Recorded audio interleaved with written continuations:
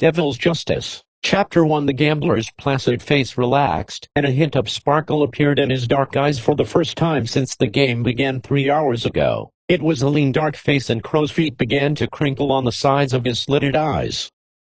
"Colin, raise you another 100. He tossed a sheaf of bills into the center of the table. The dim light of the overhead lamp shed a cone of orangey glow on the disheveled pot of bills and coins littering the center of the battle-scarred wooden table. Wisps of smoke danced in the cone. 3 other men sat around the table. The 2 on each side of the gambler had already tossed in their hands, and looked on dejectedly with curious expectations. Only low murmurs of the drinkers at the bar and other tables could be heard in the background. The young man directly across from the gambler looked up from under dark brooding eyes, his angular jaw, covered with black stubble, set firm and his thin lips pursed with frustration. His drooping eyelids lowered to the empty space on the table in front of him where his pile had once been. Dang the luck, he cursed to himself. Finally, a winning hand, and he was out of cash.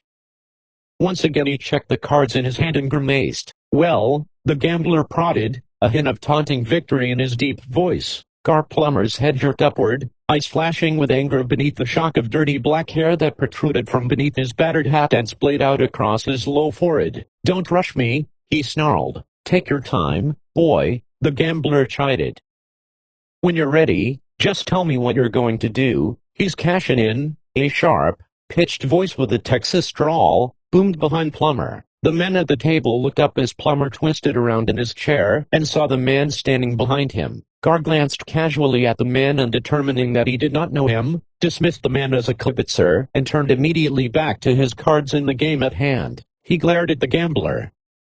"I said, you're cashing in, Gar," the voice repeated. There was a hard edge and an icy coldness in the words. The sound of determination and the threat of deadly purpose echoed across the dark barroom. Complete silence took over as the patrons put down their drinks and cringed away, waiting and watching what was shaping up as trouble. "Go away, kid," Gar said with irritation as he glanced once more at the man behind him, and once again turned back to the game.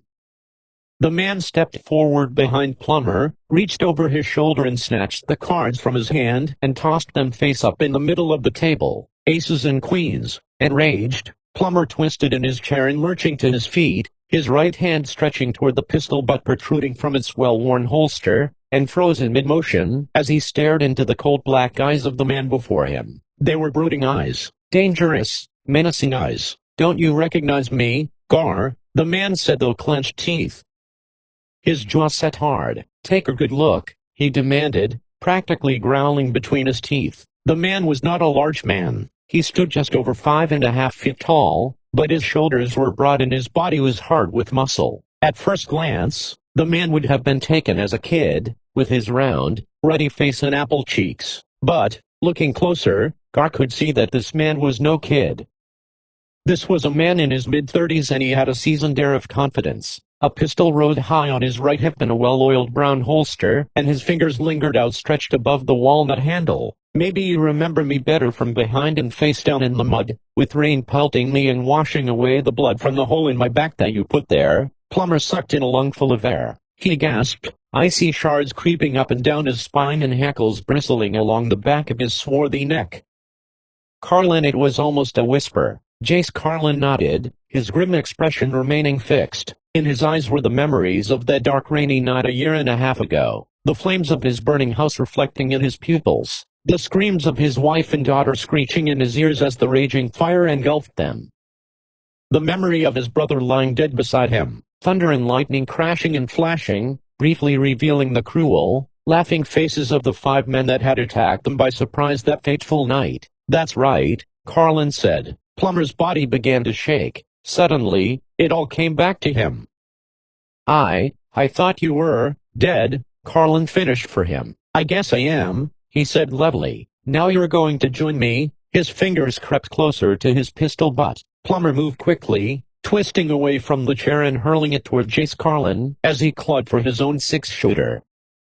Carlin dodged away as the chair crashed into his left shoulder and bounced off. He half fell unsteadily to his right shoulder drooping as his fingers snagged the pistol handle and dragged the weapon from its sheath. Searing hot pain burned across the side of his neck as Plummer's gun belched flame and smoke, blood oozing in a stream inside his collar. Carlin's own weapon had cleared leather as he fell sideways, thumbing the hammer and squeezing the trigger, twice in succession, before his shoulder struck the planking beneath him. Gar Plummer loomed above him, blood covering his entire chest and swaying side to side on rubbery legs and pointing his pistol at Carlin's head, earing the hammer back once more.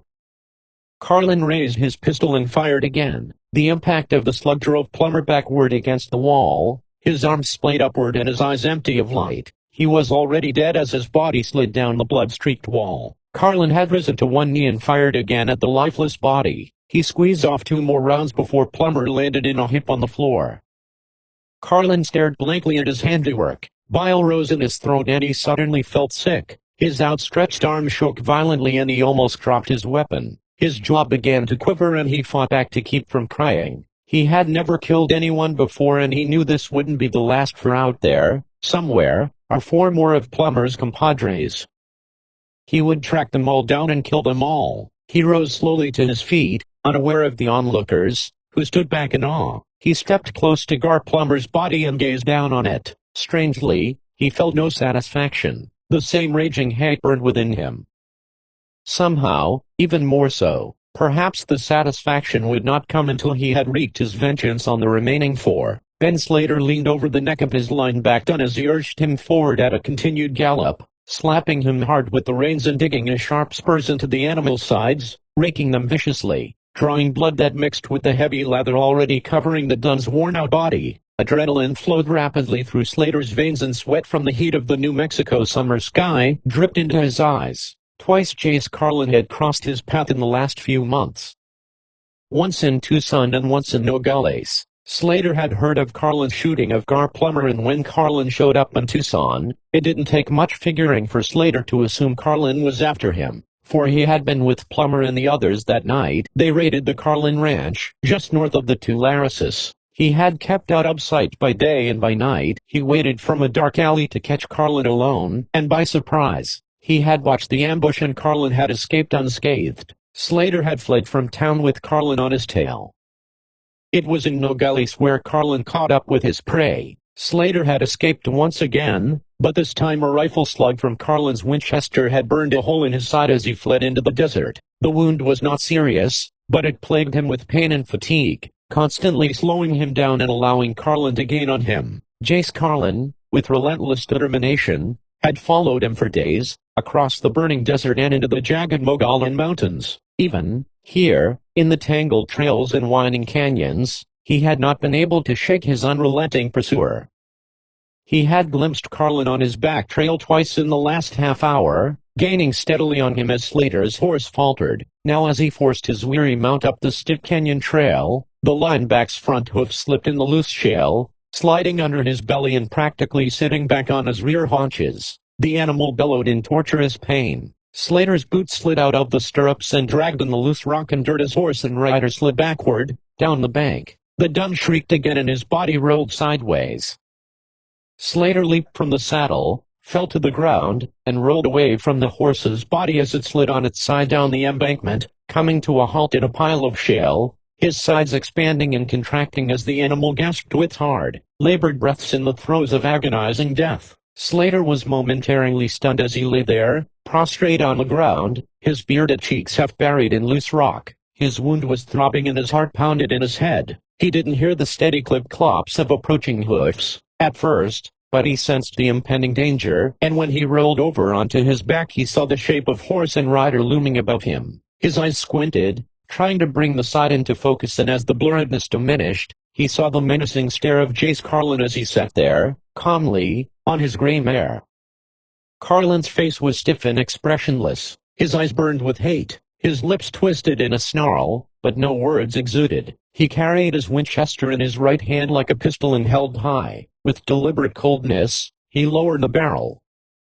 Slater cringed, digging his back into the shell beneath him. His body shook, anticipating his impending death. Then with desperate resolve, he reached for his 6-gun as Carlin's rifle exploded. The shot echoed across the canyon, and the thrashing lineback Dun went still and silent with a rifle bullet in its head, putting him out of his misery. Just as Ben Slater had misread Carlin's action, thinking he was deliberately shooting him without a chance, Jay saw Slater claw for his weapon, and as the recoil of the Winchester subsided, he swung the barrel toward the downed man and fired point blank into his face, splattering blood onto the rocks about him. He lay inert like a pile of dung. Carlin moved his horse forward, gazing coldly down at the mess beneath him. This time he did not feel sick as he had with Gar Plummer. In fact, he felt nothing, not elation, not victory, not regret. Killing was getting easier, but still, satisfaction was absent. 3 more, he told himself, then he would be satisfied. The autumn winds blew cold across the open Kansas prairie. Much too cold for November. Leaves and dust whirled violently about the 3 riders and their buffalo-hide-laden pack mules as they rode toward the lonely roadhouse that seemed to have been built west of nowhere and still miles from Ellsworth or Wichita. The sign outside the ramshackle establishment proclaimed Belcher's Station, last stop for food and liquor east of Dodge. The 3 men, all dressed in thick buffalo hide coats, dismounted and tied their livestock up to the makeshift hitch rail in front of the store and clambered inside. The place was small and dark inside. Light and wind filtered through the board wall. A heavy plank board had been draped across 2 barrels, spaced apart to form a makeshift bar. The grizzled old storekeeper was slumped in a battered wooden chair, one leg shorter than the other 3, against the wall at the far end of the bar. He only noted the newcomers with passing interest and remained silent as they sauntered up to the plank, pulling their tattered gloves from their fingers. "How about some service, here, old man?" Dick Marley, the larger of the 3 men, demanded as he pounded on the plank. "Hold your horses, there, fella," the old man croaked with irritation as he reluctantly got out of his chair and shuffled behind the bar. He retrieved a dusty jug from the shelf and lazily slammed it on the plank with a thud. "We don't want any of that slop," Marley boomed. "Ain't you got no good whiskey?" "All I got," the old man said, unrattled. "Take it or leave it," Marley glared at the old man. Then without a word, he lifted the jug, pulled the cork with his teeth, spit it out on the plank, and began to guzzle straight from the jug. "Hey, wait a minute, there, Dink," one of his companion, Ike Soames, complained. "Save some for us." He placed both hands around the jug and jerked it away from Marley. "Ain't you got no manners?" Marley wiped the excess liquid that dripped from his full beard with the sleeve of his coat. "Well, don't you 2 go drinking at all," he complained. Soames had chugged several large gulps before the 3rd man snatched the jug away and attacked it hungrily. "Save enough for me." "I need another shot." "I'll oblige you with another shot," a level voice sounded behind them. Cold wind had rushed through the store as the shadowed figure of a man stepped into the open doorway, the light of day backlighting him. He stepped forward slowly, and the glancing light filtering between loose boards of the wall half revealed the man's face. Marley froze as if in a trance. Even in the dim light, he recognized Jace Carlin. He had heard what had happened to Gar Plummer and Ben Slater. Jace Carlin had been garnering a huge reputation, and his skill with a gun was becoming well known. Word had spread across the frontier of Carlin's quest for vengeance against the men that had killed his family. Marley took a deep breath and held it, then let it out slowly, accepting the fact that Carlin had finally found him. "I'm not gonna let this be easy for you, Carlin," he said, pushing the right side of his coattail back, exposing the big Navy revolver in his holster. "Doesn't matter much to me," Carlin said evenly, his fingers curled above his pistol handle. "You'll have to take me too, mister," Soames warned, stepping away from Marley and pushing his coat aside to reveal a battered ball and cap pistol snugged in a left-sided holster in a right-hand cross-draw position. "I'm not here for you, mister," Carlin warned.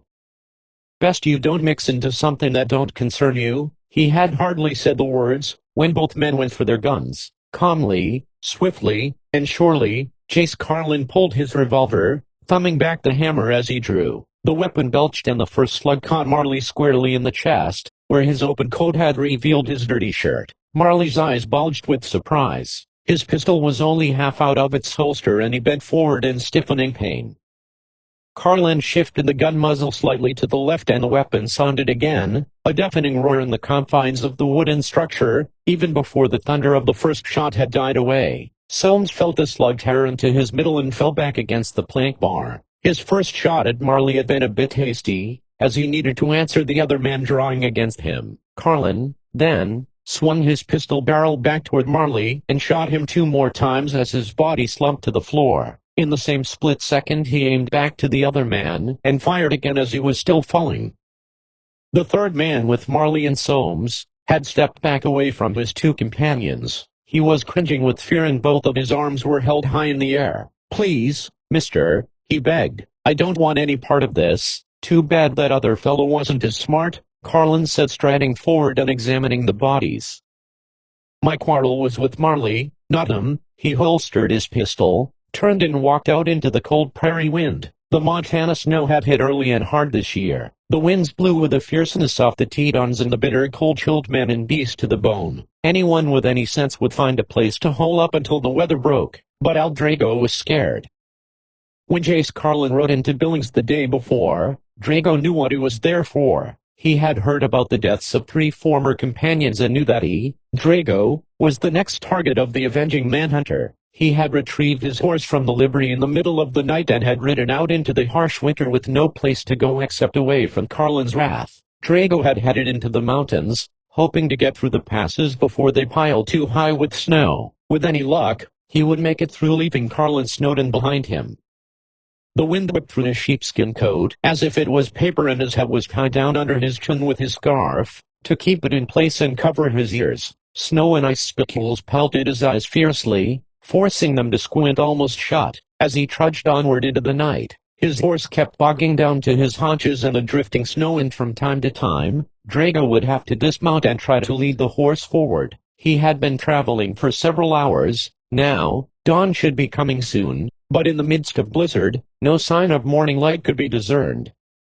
He had been leading the horse for quite some time now, and with every step they took, they both sank deeper and deeper in the piling white stuff. Every step became a bigger challenge. Each step took greater effort, and man and beast both sucked cold air into their lungs. Deeper and deeper the snow drifted until it seemed as if the next step would bury them. It was no use to continue with the horse.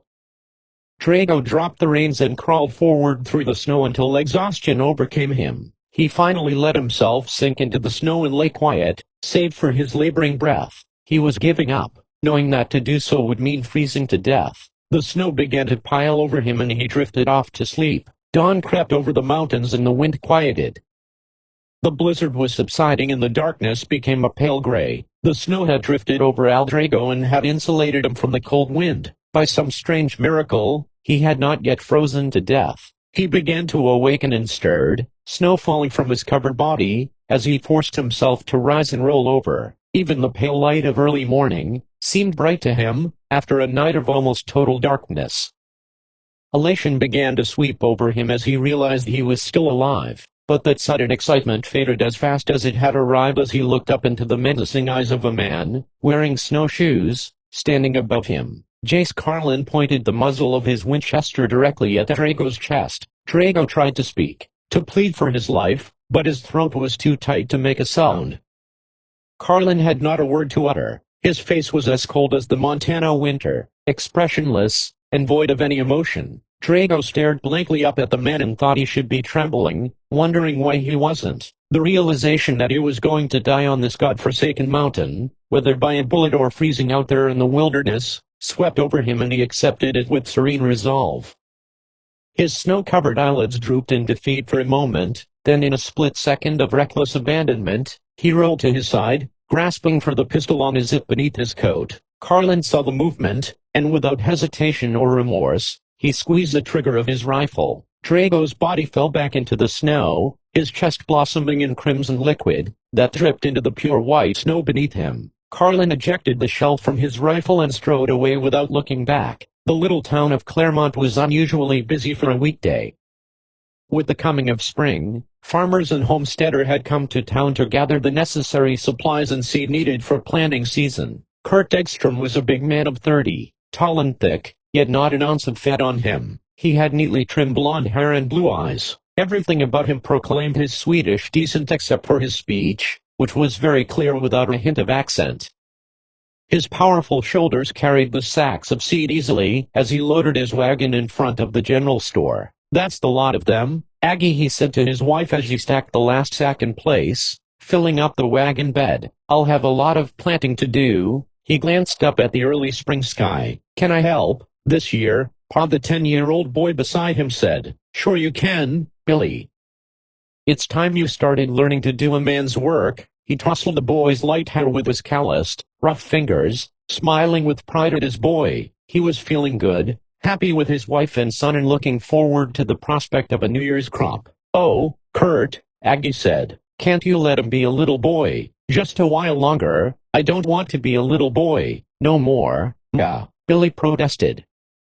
"The boy's right," Aggie Kurt said. "It's about time that—" His words trailed off, the smile on his lips fading and his face paled as he looked down the street and saw the man walking in the middle of it, coming his way. Kurt swallowed hard and felt a lump in his throat. The hairs on the back of his neck stood up, and a cold chill ran down his spine. Somehow, he had told himself that this day would never come.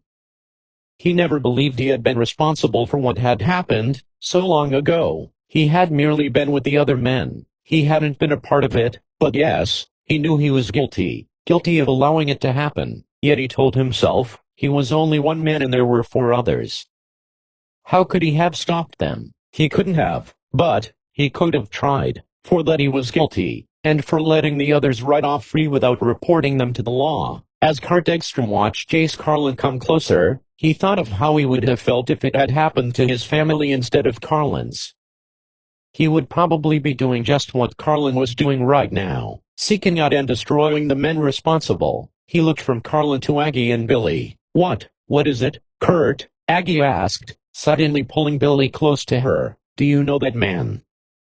"Take Billy and go back inside the store, Aggie," he ordered flatly without answering her question and not taking his eyes off the approaching man. She hesitated, wanted to say something, but Kurt added without looking at her or Billy, "Go on. Do as I say." Ekstrom moved slowly and deliberately to the front of his wagon, reached under the seat, and retrieved an old Remington long-barreled revolver. He stepped away from the rig, into the middle of the street, his right arm hanging heavily, straight down, holding the big weapon tightly in his fist.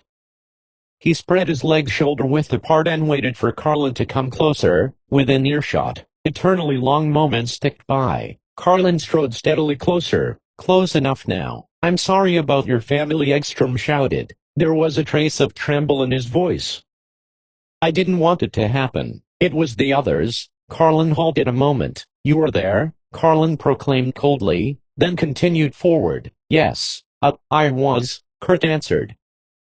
"I couldn't stop them. What else could I do?" He didn't expect a reply, nor did the approaching gunman offer one. He just kept coming. His legs felt numb and his massive body trembled. He raised his Remington to shoulder level, his arm outstretched and sighted the weapon straight at Carlin. Carlin never altered nor slackened his step, just kept advancing. "Carlin," a deep voice boomed from behind Carlin and off to his right. Jace halted, glancing furtively toward the warning voice, but still keeping Ekstrom in view. A lean figure stepped up the plank sidewalk into the street. A pistol was in hand and it was aimed directly at Carlin. The man was a bit stooped with age, but he had probably been tall in his younger years. Gray temples protruded beneath the derby black hat that matched his black linen suit. A star proclaiming him town marshal was pinned to his lapel. "I'll have none of this in my town," Carlin the marshal warned. "You too, Kurt," he added. "Put your weapon away." Chase turned his attention back to Ekstrom. Off to the left, in the doorway of the general store, he could see Ekstrom's wife holding her son close and watching. Kurt maintained his stance, pistol still aimed at Carlin. "Sorry, Asa," was his answer to the town marshal. "Can't let her go." He eared back the hammer and tightened his finger on the trigger, taking up slack. "Don't be a fool, Kurt," Asa warned. "You're no gunfighter. He'll kill you." Sweat was beading on Kurt's forehead and his palms were moist, throat dry. "Put the gun away, Kurt," the marshal pleaded. "If you don't fight, there's nothing he can do short of murder." "He won't do that, don't count on it, law dog," Carlin warned coldly, without taking his eyes off the Swede. "Listen to Asa, Kurt," Aggie called from behind. Kurt stiffened, feeling her fear. "Sorry, Aggie," Kurt answered. He wanted to turn and look at her one last time, but he couldn't take his eyes off Carlin. "If I don't face him now, he'll only follow us home. Asa has no jurisdiction there. He can't help us. No, I'd rather do it here and now where everyone can see it." Why, Kurt? Why is he after you? What could you have possibly done to him? Aggie sobbed. I'm afraid it's what I didn't do, Kurt answered with resolve, then stepped forward toward Carlin, pushing the weapon straight out ahead of him as he walked. No, Kurt, Asa warned sharply. Keep out of it, Asa, Kurt answered. I've got to do this. Then without breaking stride, he squeezed the trigger. Jace Carlin felt the sting as the slug tore a chip out of the top of his left ear and flinched, but the cold expression on his face never changed. He kept his eyes on Egstrom, watching the big man come closer and cocking his pistol to fire again. Carlin casually lifted his hand and felt the gash. Warm blood trickled onto his fingertips. Egstrom's weapon boomed again. This time the bullet ripped Carlin's upper right arm and burned a scratch across the meaty part of his muscle. Again the gunman flinched, but didn't move. Egstrom kept coming, thumbing back the hammer again. He was close enough now that Carlin could hear it click to full cock. This time Jace Carlin didn't let the big Swede fire again. Effortlessly, he slid his own six-shooter from its holster and fired. Kurt Egstrom stiffened, his eyes wide in surprise. He bent at the waist and started to fall. Carlin fired again, catching the big man in the chest, straightening him upward and throwing him back under the impact of the .45 caliber slug. He landed hard on his back. Dust from the street beneath him billowed up around him and drifted down over his lifeless body. "No!" Aggie screamed, running into the street and dropping to her knees next to her fallen husband. Billy ran after her, big tears streaming down his round cheeks. Carlin sheathed his weapon, watching the scene before him. The hysterical woman cradling her husband's head in her arms, rocking back and forth, sobbing. The little boy clinging to his mother, arms wrapped about her neck from behind, his face buried in the softness of her hair, soaking it with tears. His mother, so consumed with grief, seemed not to notice. The boy, feeling alone and abandoned, lifted his head and glared at Jace Carlin through his streaming tears. "I hate you," he shouted angrily. "You've killed my pa. You're a bad man. I hate you. You hear me? I hate you. When I grow up, I'm gonna find you and I'm gonna kill you just like you did my pa." He buried his face back into his mother's hair. For the first time in a long time, the coldness in Jace Carlin seemed to thaw. He felt something he had forgotten for a long time. The haunting strains of regret, remorse. No, it can't be. He remembered his own grief and tried not to wonder if this was what Egstrom's family was feeling. He remembered his own hate and could see it in this enraged, confused little boy, the boy who reminded him so much of his own boy, his son, who he would never see grow up. His anger returned and he told himself he had done what he had to do. He had set out for satisfaction and now he had found it. He had tracked them all down. Now, he had avenged his family. Yes, he was satisfied, he told himself. But, why did he feel so empty, so wrong? The town marshal stepped up beside Carlin. His gun was still in his hand. He fired first. "Marshal," Jay said, still watching Egstrom's family. "You saw it?" "Yes, I saw it," the marshal said with a sigh. His voice was gravelly. "There's nothing I can hold you for, so best you mount up and ride out of town before I can think of something." Carlin eyed him levelly. "No problem. I got what I came for." He started to turn and walk away. "And what did you come for?" Asa asked. "Vengeance," Jace halted and turned. "No, Marshal," he said flatly. "I came for justice." "Justice," Asa said, nodding toward the Egstroms. "I've heard about you and your so-called justice. Call it what you want, but I call it vengeance. And vengeance is the devil's justice. Remember that, and I hope you're satisfied." Carlin looked him straight in the eye. "I'm satisfied," he said. Then he turned and walked away.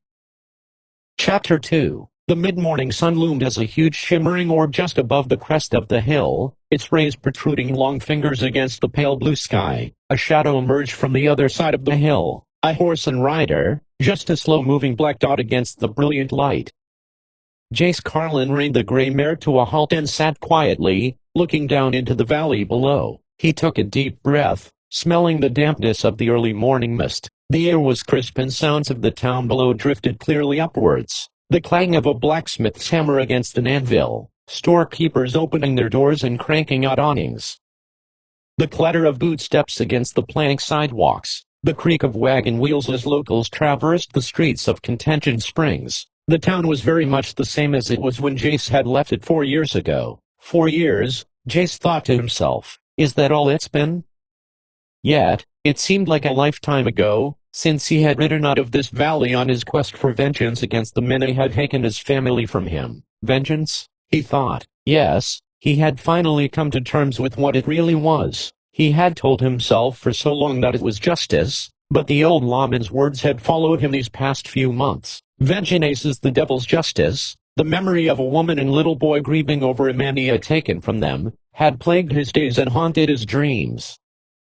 When he rode out of Claremont that fateful day, he thought he had finally wreaked retribution on the ones who had taken his very life and existence from him, leaving him empty inside with no purpose in life. The vengeance trail had given him a purpose: seek out and destroy. And he had done that, but the emptiness was still there. He had barely ridden out of town when he suddenly became aware that he knew not where he was headed. For the first time in a long time, he had no purpose, no trails to follow, no desperados to track down, nowhere to go. He shouldn't feel this way, he told himself. He had gotten his satisfaction and the long hunt was over. Over. What would he do now? He forced the thought to the back of his mind. He told himself that he was just tired. Perhaps he should camp for the night, rest, think about what he was going to do next.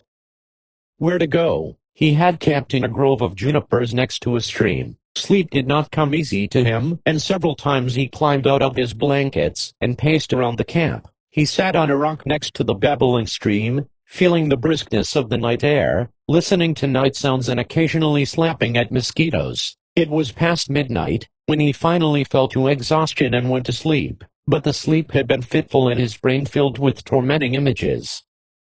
That night in pouring rain as he lay wounded next to his brother, Josh. Poor Josh. He had never had a chance in life. With only the mental capacity of a child, he had grown to a man of complete innocence, a naivete that the rest of the world lacked and could not understand. Jace had taken care of him ever since their parents died of cholera when they were just kids. Jace and his brother had come west on a wagon train several years ago. That was when Jace met Alice. They were married and left the train to settle in the basin east of Contention Springs. Here they built a log cabin and began ranching and later started a family. Josh had worked hard alongside his brother, and the ranch grew to a sizable spread in a large herd.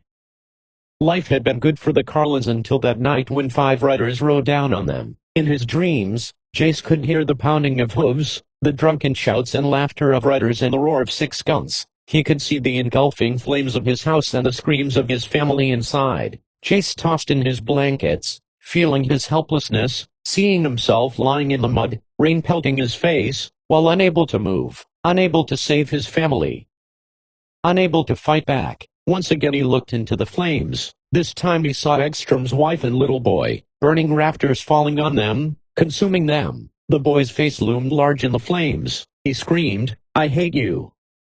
You killed my pa. When I grow up, I'll kill you." The attacking marauders continued to circle the burning cabin, on their mounts. Their guns blazed in the darkness, and the thunder of horses' hooves were muted by the slosh of thick mud. And as each rider loomed before Carlin's fallen body, he heard their hideous laughing and saw their evil, twisted faces, and each one's face was the face of Jace Carlin, himself.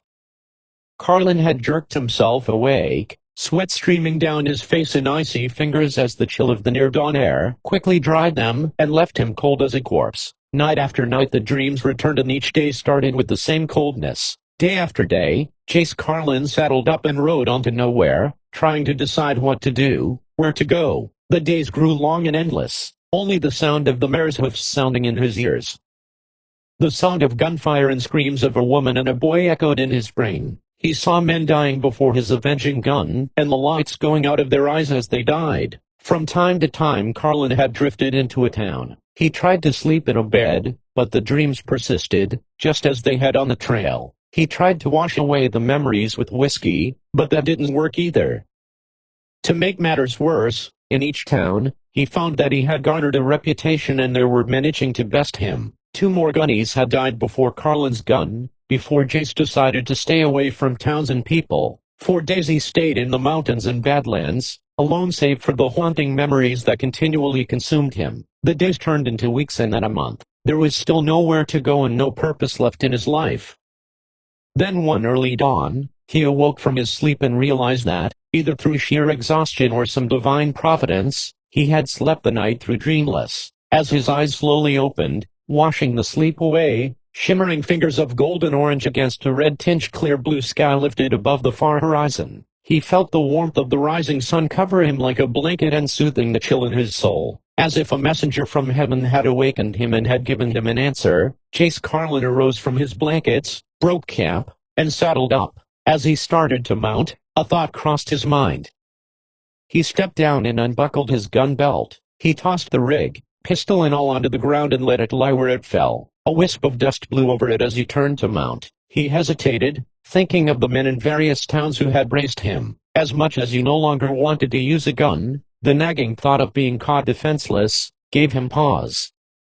Then, thinking better of it, he reached down and retrieved the holster and gun. He wrapped the belt tightly around them and tucked it all away in his saddlebag, just in case, he thought, though he hoped he would never have need for weapons again. Then he swung into the saddle, turning the mare to the north and gigged her forward. He was going home, and, now as he slouched in the saddle, looking down at the town below, he began to question if he had been right in coming back. The pit of his stomach twisted into a hard knot and ached. Memories flooded his brain. He could see himself with Alice, little Joey and Josh loading their wagon in front of the general store. He could hear their laughter. He remembered barn dances and barbecues with the neighbors. He saw them all in the comfort of their home in the basin, and he felt the warmth of all the good times they had. A tear started at the corner of his eye and he brushed it away quickly, fighting back the urge to cry. Then it all faded as the memories of that fateful night pushed the happy images from sight. His jaw set hard and grimness returned to his stubbled youthful face. "Well, old girl," he said to the mare, "we've come this far. I reckon I'd be somewhat of a coward if I turned back now. Lord knows I'm scared though. I sure hope I'm doing the right thing." He looked up at the sky as if seeking more answers. A few clouds hung motionless in the otherwise empty blue sky.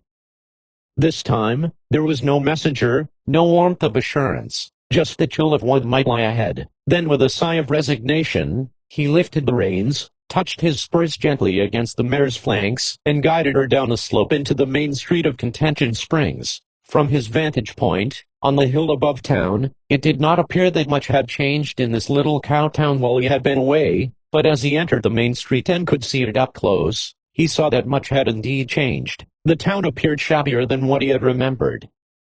Many of the establishments were in need of repair and paint. There were several businesses that had closed up. Windows and doors had been boarded shut. Their owners obviously had packed up and left. The Lucky 7 Saloon, further down the street to the right, was still open, but this too was not as he had remembered it. Unlike the rest of the town, it was not in disrepair.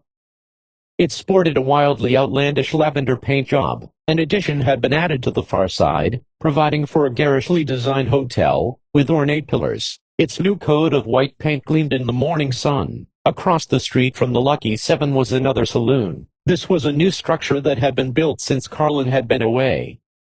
The brightly painted sign over the bat wing doors was emblazoned with the words Lady Luck Emporium. Like its competitor across the street, it appeared to be a prosperous enterprise. Jace kept his head down, hoping the brim of his hat would conceal his face somewhat, as he rode slowly along the street. His eyes darted back and forth, looking for familiar faces. There seemed to be many new people in town. That lifted his spirits a bit.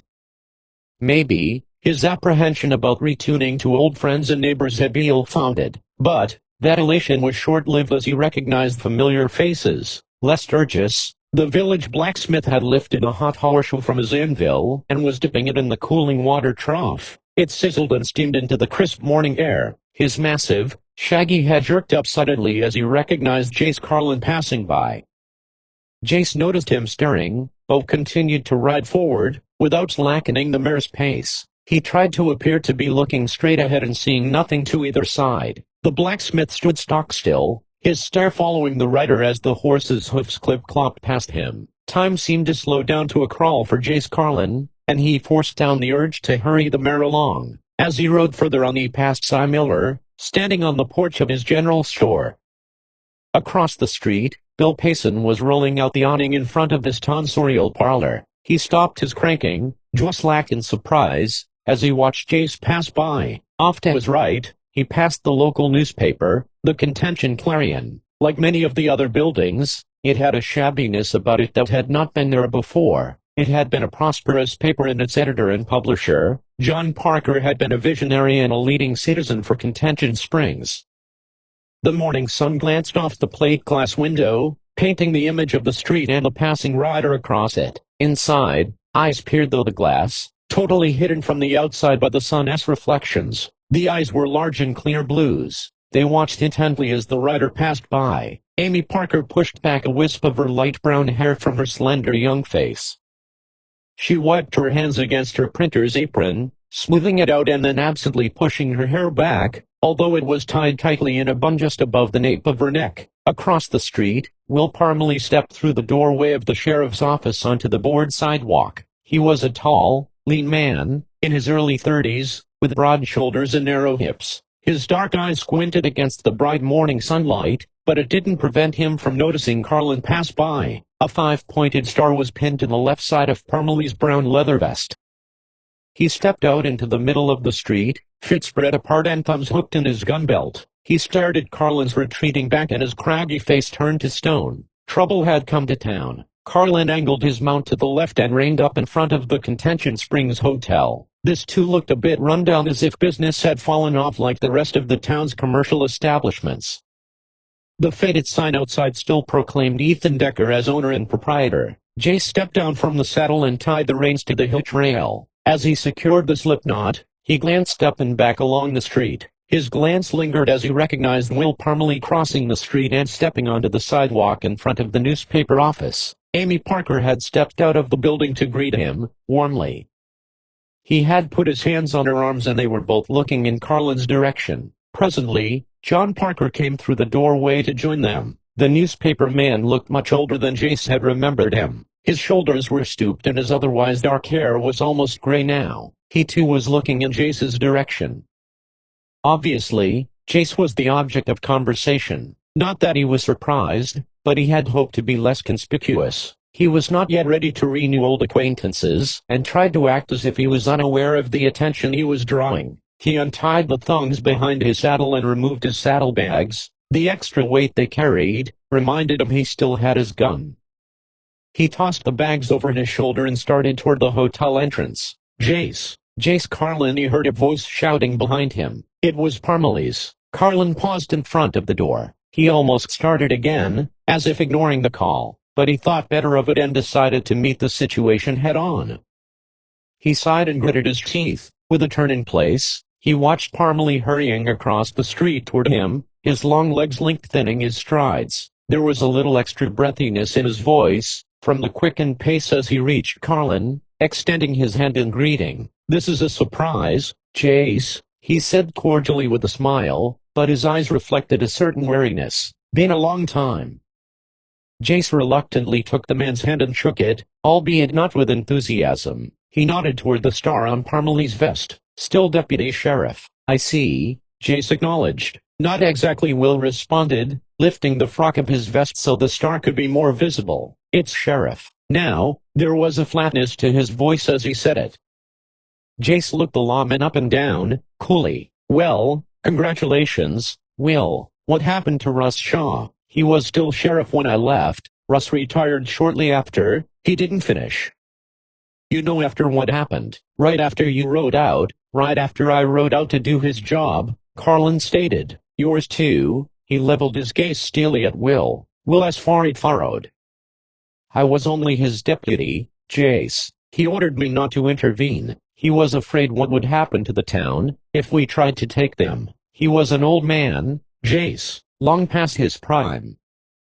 He never thought he would ever have to stand up against men like them." "Well, he didn't," Carlin retorted bitterly. "And he was sorry. He never got over it." "Neither did I." Jace started to turn away.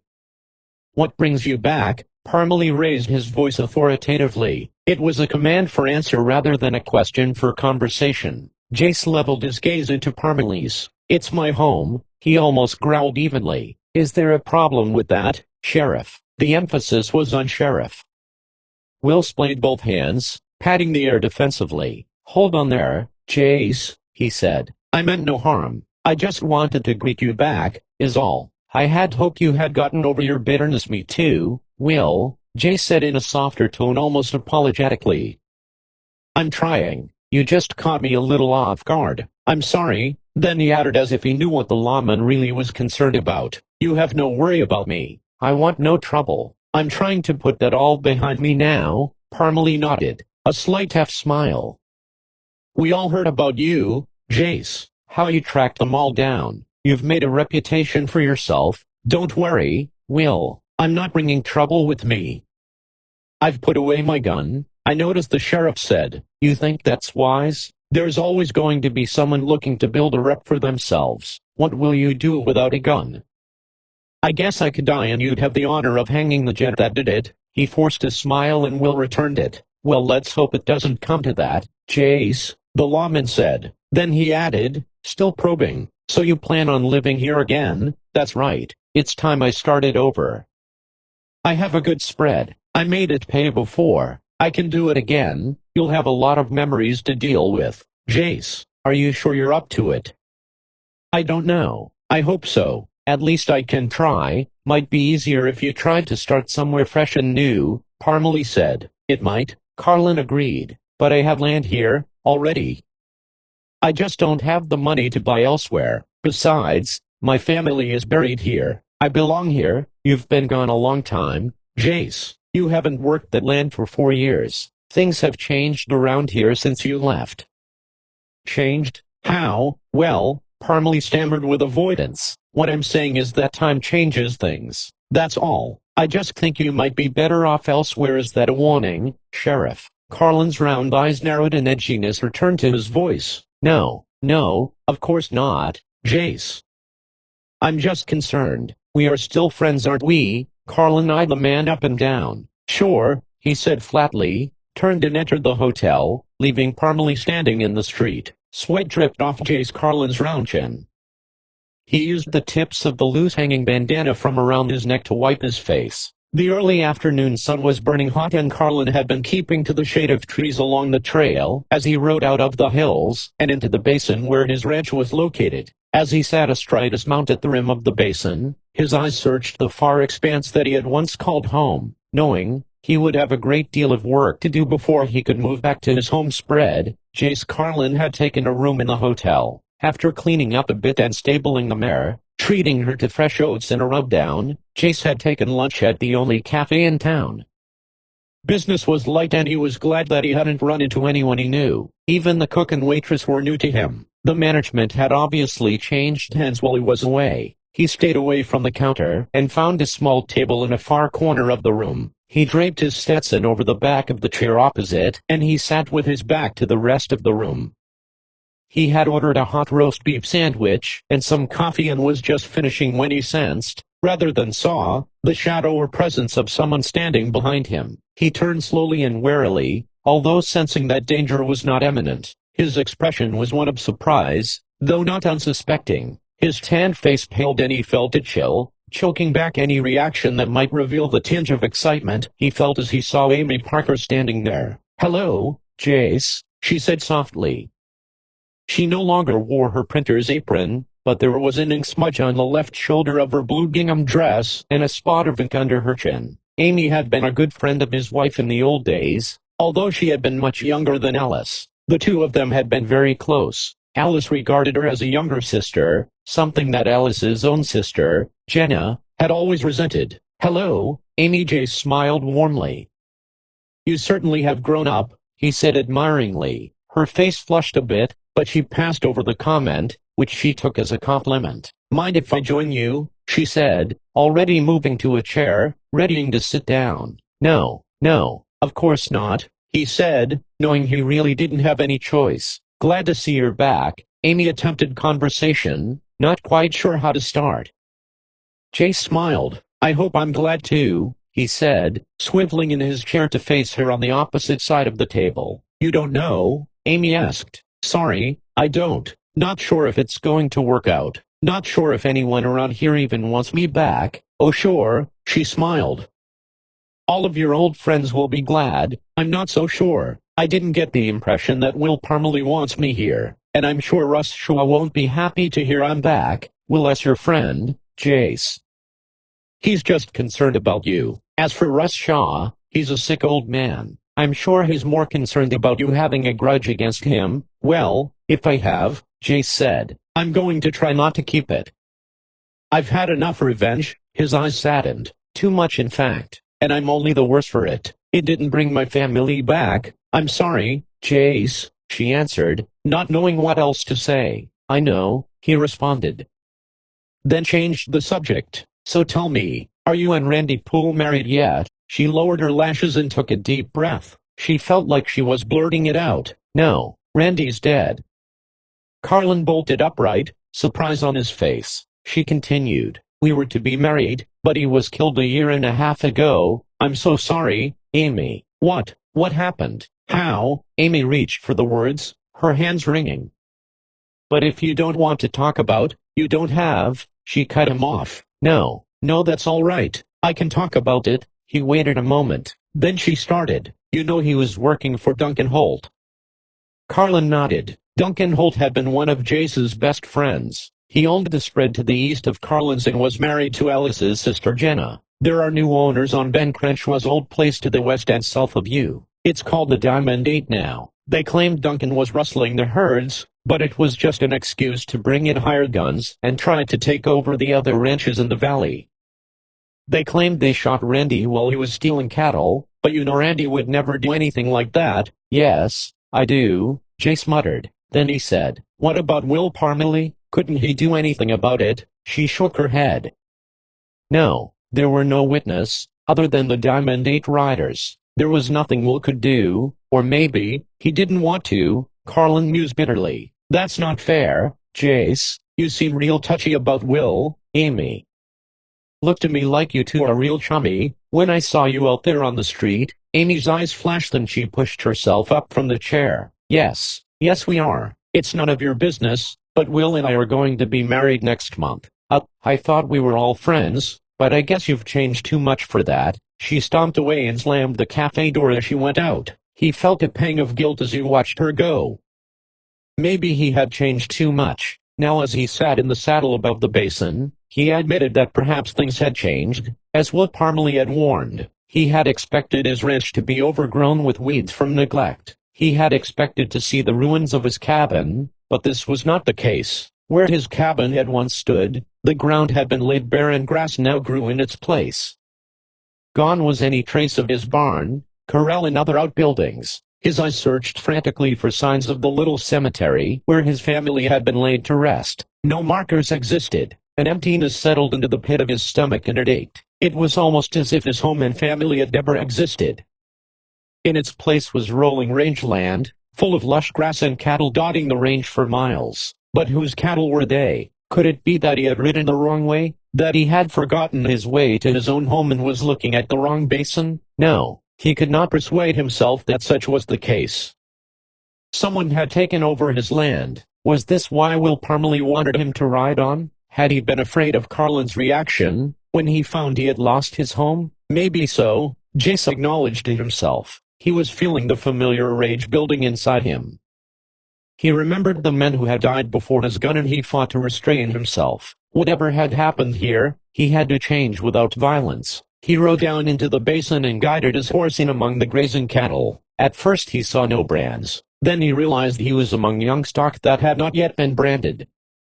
He looked around for older stock with a brand that would tell him who the cattle belonged to. He picked out a rangy old mossy horn grazing on a knoll a short distance away and pricked his spurs to the mare's sides, urging her up the incline. He was stepping out of the saddle almost before the mare slid to a complete stop. The mossy horn shied quickly away. Carlin slowed his approach and stepped gently in a half circle toward and around the animal until he could see the brand. Diamond 8. He almost lost his balance as something hissed through the air over his head. The surprise was such that he did not readily realize that a hemp lariat had looped above him and had dropped over his head, settling around his shoulders and drawing his arms tight to his sides and pulled him sideways, off his feet. He felt the ground rush up to meet him. Pain racked down his left side and the fall drove breath from his lungs. And then he felt himself moving, sliding, twisting and turning, finally realizing that he was being dragged behind a galloping horse.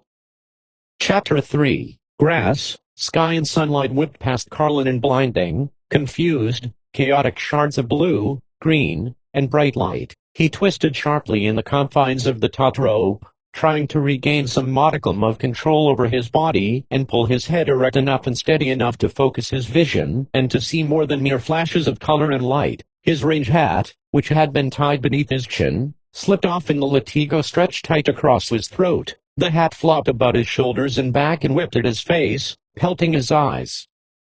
The grass and hard pack beneath him scraped at his body, pulling his shirt loose from beneath his belt until his skin was exposed. The rough terrain and dug deeper into his hide and blood appeared from the many scratches in his body bruised as it slid over rocks and stones. It seemed as if he had been dragged for miles, with the pounding of horses' hooves in front of him. Desperately, he fought at the rope. The struggle just made the pain and abrasions worse, but he twisted violently left and right until he managed to pull himself flat on his stomach, reaching up with both hands from under the loop to grasp the rope ahead of him.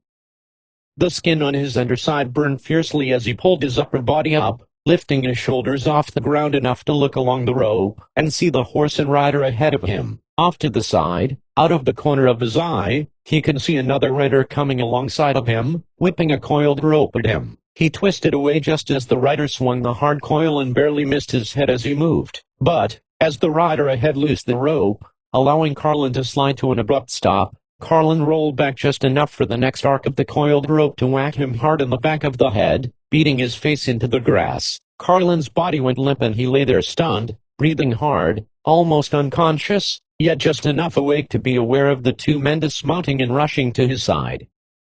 He felt big hands on his shoulders and then felt himself being pulled erect on his feet. His legs were of rubber, and he would have slumped back to the ground if he hadn't been held in place. Carlin's head raised just enough to see a big burly man with a flaming red beard before him. The man's huge fist grew enormous as it came straight into his face. His head felt as if it had exploded with a flash of lightning and intermittent darkness.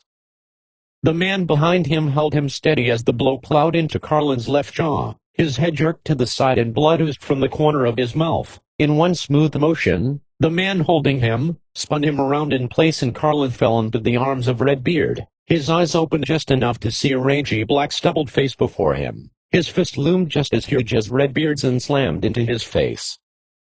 Carlin's head, once again, went to the side. This time total darkness washed over him and he felt himself slumping freely to the ground, before succumbing to total unconsciousness. The hot afternoon sun paled into a round yellow ball against the light blue sky, spreading its warmth over the lone, still figure, lying flat on his back, in the grassland below. Jace Carlin had not stirred for at least an hour. Images flashed through his muddled brain. The marauders attacking his cabin, his brother shot down without mercy, next to him, the screams of his family as they perished in flames. Faces of men before him, and the deafening roar of his avenging guns as they took the lives of those who had deprived him of everything dear to him. The scream of a woman in a lonely street, the cry of an enraged child. Someday, I'll kill you. I hate you. I hate you. The words drifted to silence, and only the boy's tear-filled face and moving lips remained fading away into the blackness of Carlin's unconsciousness. Gradually, the blackness began to fade into gray, then light began to filter through under his eyelids. He felt a cooling sensation on his forehead and face. Water. It was spreading across his cheeks and he felt the taste of it on his swollen lips. It seemed to take tremendous effort to open his eyes, and as he willed them open to narrow slits, the brilliant light from the sun above drove daggers of pain into his brain. He pulled the lid shut, waited a few moments, then forced them open again. This time, wider. The light was just as brilliant, but somehow, with the expectation of it, it didn't hurt so much. His lids fluttered open and shut several times, becoming reacclimated to the light. At first it was blinding and that was all he saw. Gradually, shadows began to form before him, blocking out some of the light. His eyes began to focus and he saw the shadow of a man with large hulking shoulders. He felt giant hands beneath his own shoulders and felt his head being raised slightly off the ground. The shape of a canteen loomed into his face. He felt the coolness of water drip onto his lips and he tasted it on his tongue. With eagerness, he swallowed the liquid and thirsted for more, but it came with restraint.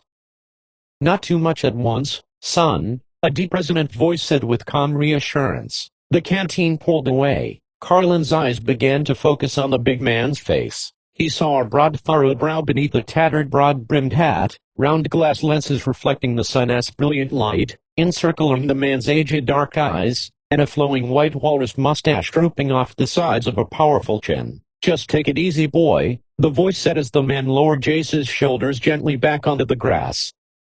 Carlin drifted off to unconsciousness once again, only this time it was a more peaceful sleep. The deep voice of his benefactor resonated in his brain. It felt soothing and somewhat familiar in a strange way. The kindly face ebbed in and out of his dreams with the same reassuring familiarity.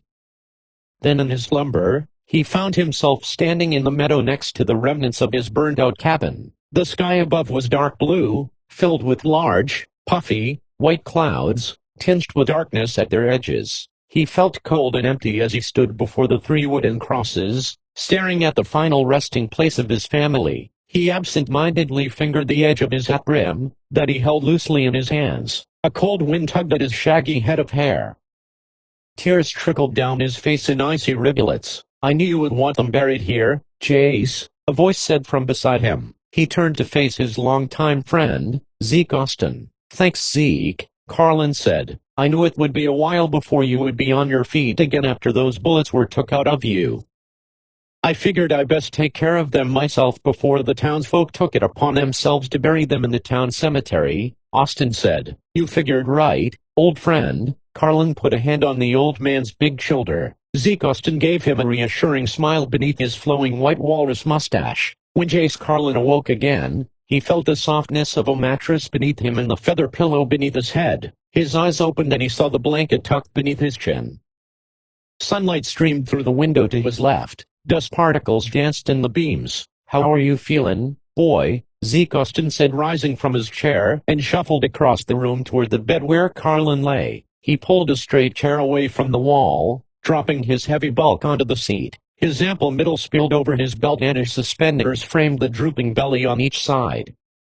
"I wasn't dreaming, then," Jay said. "It was you that helped me. If I'd ever been in your dreams, son, that must have been one winged ink of a nightmare," Zeke joked. "But, by the looks of things," he continued, "your nightmare happened in daytime before I came along. What happened, out there, anyhow, son?" "2 men," Jay started. His voice was raspy and it was a bit of an effort to speak. "Jumped me. Hardly saw them. They dragged me, then beat me." "Did you see them?" "No," Zeke sighed. "Not a sign of anyone out there. Just you. Not even a horse around. What were you doing on Diamond 8 land, anyhow?" "Diamond 8?" Jace pulled himself up to a sitting position. His body ached with the movement. He glanced around the room, recognizing Zeke's room as he remembered it. It was a small room that had been added to the back of Ben Crenshaw's ranch house. Zeke had been Ben's segundo for many years. "But I heard Ben Crenshaw sold out." You mean, you still work here for the new owners?" "I heard some bad things about them." "Yeah, I know what you probably heard and you're wondering if it's true and why I'd be a part of it." Carlin nodded. "I'm an old man's son. Ain't easy for a man like me to get work. Besides, this ranch has been my home for a long time. When Stacy Merritt asked me to stay on, I did. Can't say I agree with everything that goes on around here though. Guess everyone has their price." "Zeke," Chase said with more than a hint of disappointment, "still I can't see you putting up with hired guns, killing, and running people off their land. I don't suppose there's much I can say about that." There was sorrow in his eyes and his voice. "But don't believe everything you hear, Nuther. I suppose it was your men who jumped me, then," Jay said flatly. "So, why did you help me? You're my friend, Jace. I hope you can still believe that." "But just to set the record straight, it wasn't Diamond 8 Riders what done this to you. Leastwise, not that I know of." Merritt doesn't admit to it, but I wouldn't put it past that hired gun, Slate, Morgan Slate, Carlin said with surprise. "You know him, heard of him, seen him a time or two, but I wouldn't say I know him. He's mean as they come, that's him." "All right," Austin agreed. "Take my advice, son, let it go. This ain't no place for you no more. Best you ride on and forget about all this. I'll ask the boss to loan you a horse and saddle. Seems to me, somebody owes me a horse. But, that doesn't mean I'm leaving." "Well, let's not tell the boss that though," Zeke agreed. Now how about we see to you getting some breakfast? Breakfast? You mean yeah, you slept through the rest of yesterday and all night? The old man chuckled and started for the door.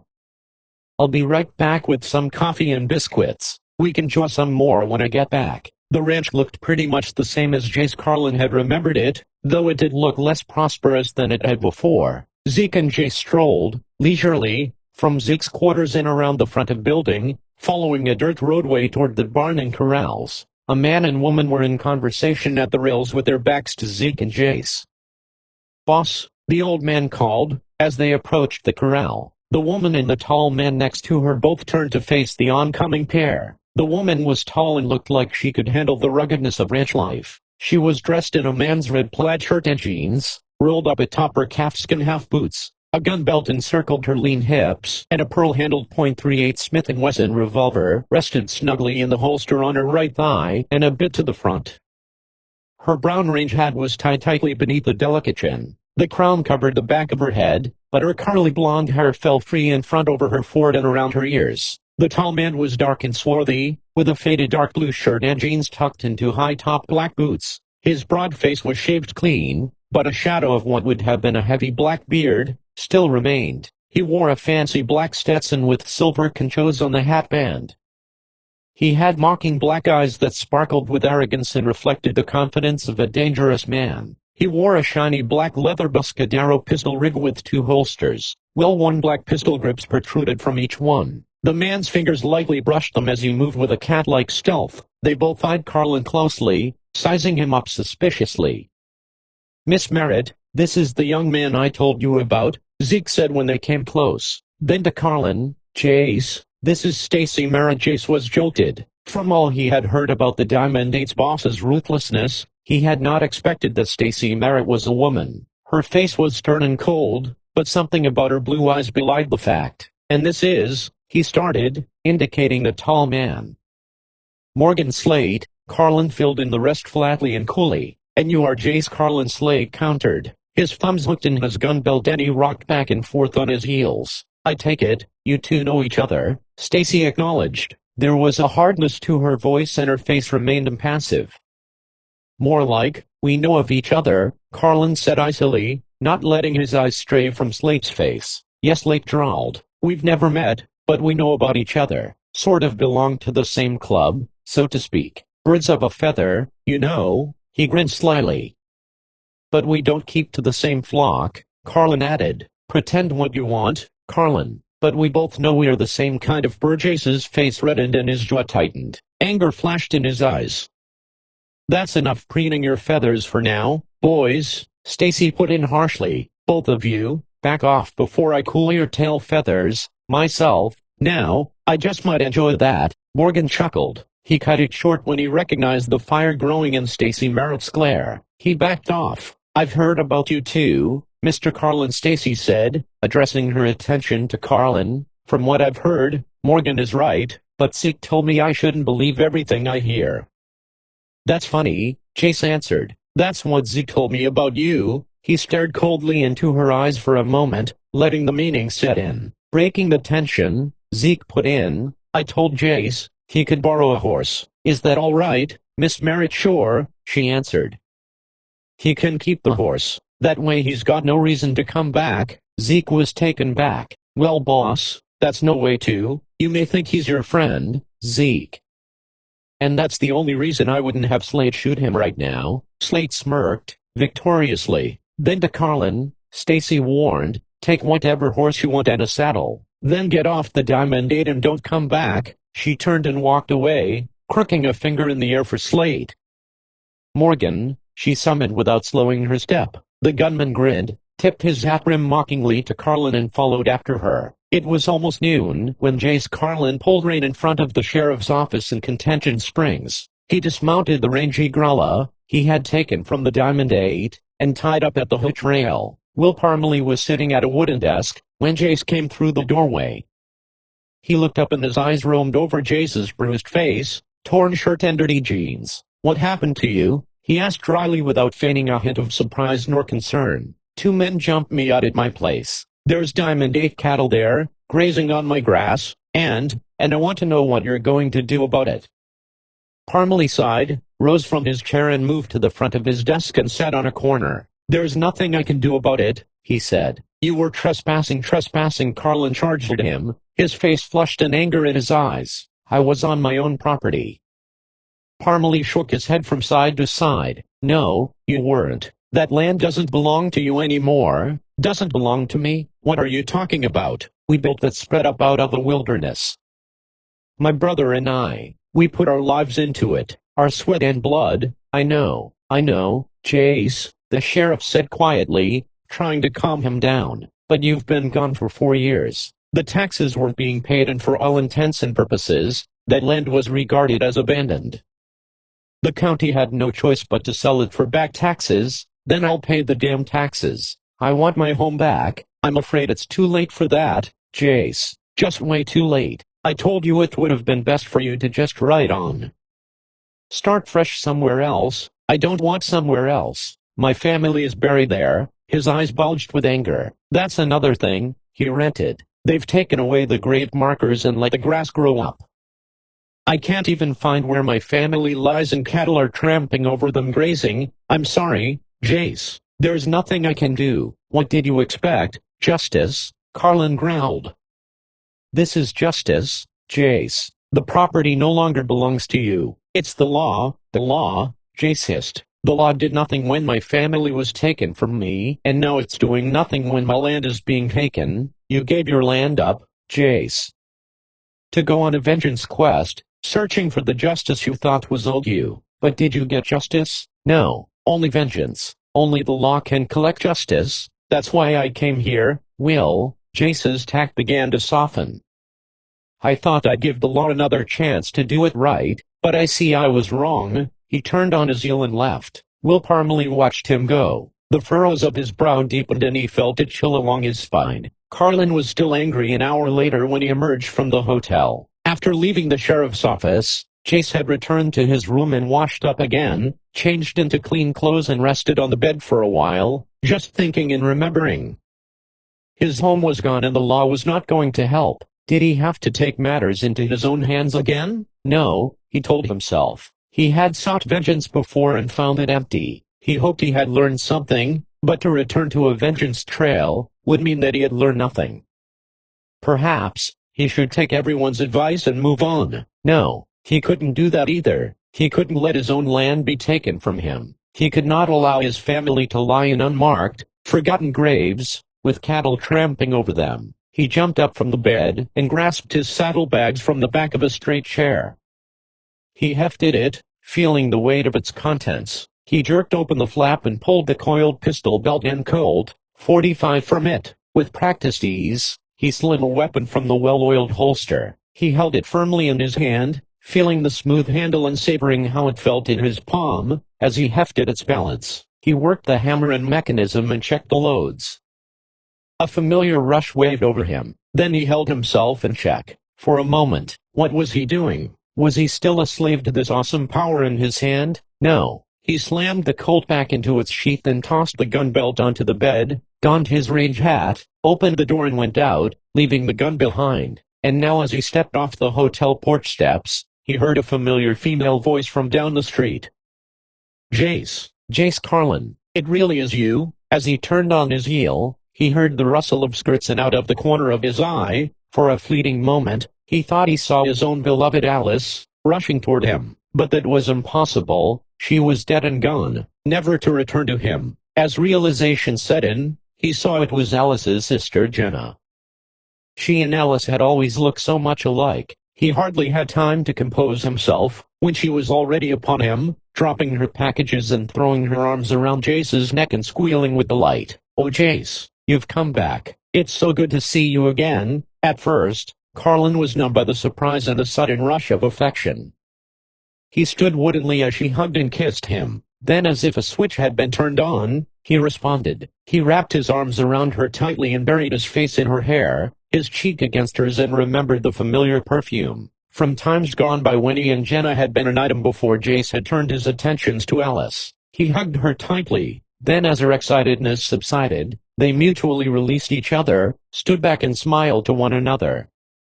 For a brief moment, neither had a word to say. Then they both started at once. They laughed. "You first," Jace said sheepishly. "Oh, no, Jace Carlin. I already got in the first words."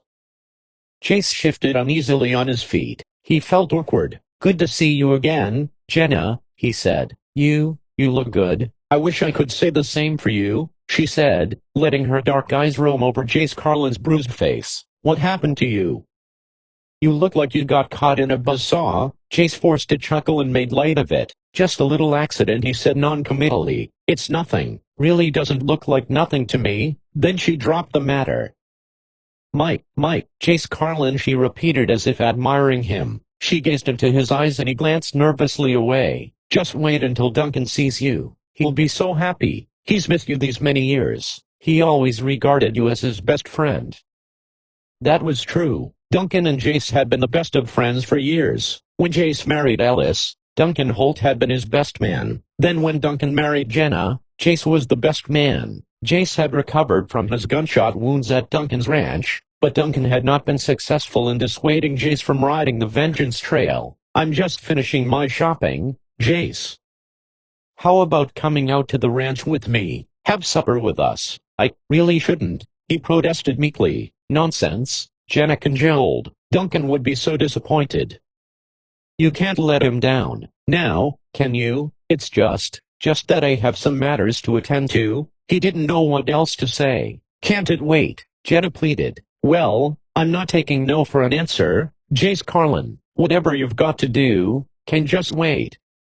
Besides, I'm in town all by myself and I could use a big strong man to drive me back in my buggy. You know I never was much good at handling horses." She took him by the arm and pulled. "Now are you coming with me or do I have to drag you all the way home?" Jace grinned. "Looks like I don't have a choice, do I?" "No you don't," she said emphatically with a giggle.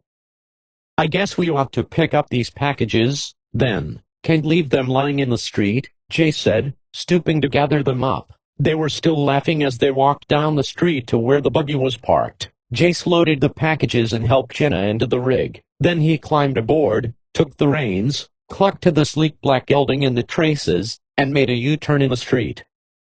He stopped briefly across from the hotel to retrieve the growler and tie him on behind the carriage. As he towed the carriage along the street, he was well aware of people staring and watching him. He tried not to turn his head in either direction, to show that he was aware, but out of the corner of his eye he noticed Amy Parker in the open doorway of the Clarion, watching with interest. As they passed by the sheriff's office, reflected light off the window panes precluded him from seeing Whale Parmalee, but the back of his neck bristled and somehow, he knew Parmalee was also watching. Carlin tried to concentrate on his driving.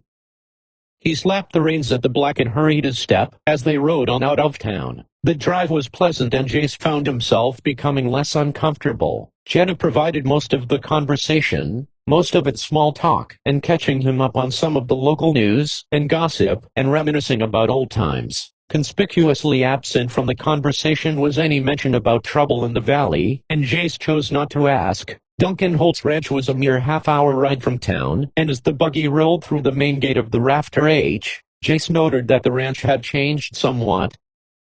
The ranch house had been expanded outwards and upwards, and was now a two-story structure with a fresh coat of white paint. The grounds had been expertly landscaped and exuded an air of elegance. Duncan Holt had prospered substantially while Jace had been away. A new barn, bunkhouse, and additional outbuildings had been built as well as expanding the main corral and adding two smaller ones, and in one of them, he saw a familiar-looking gray mare.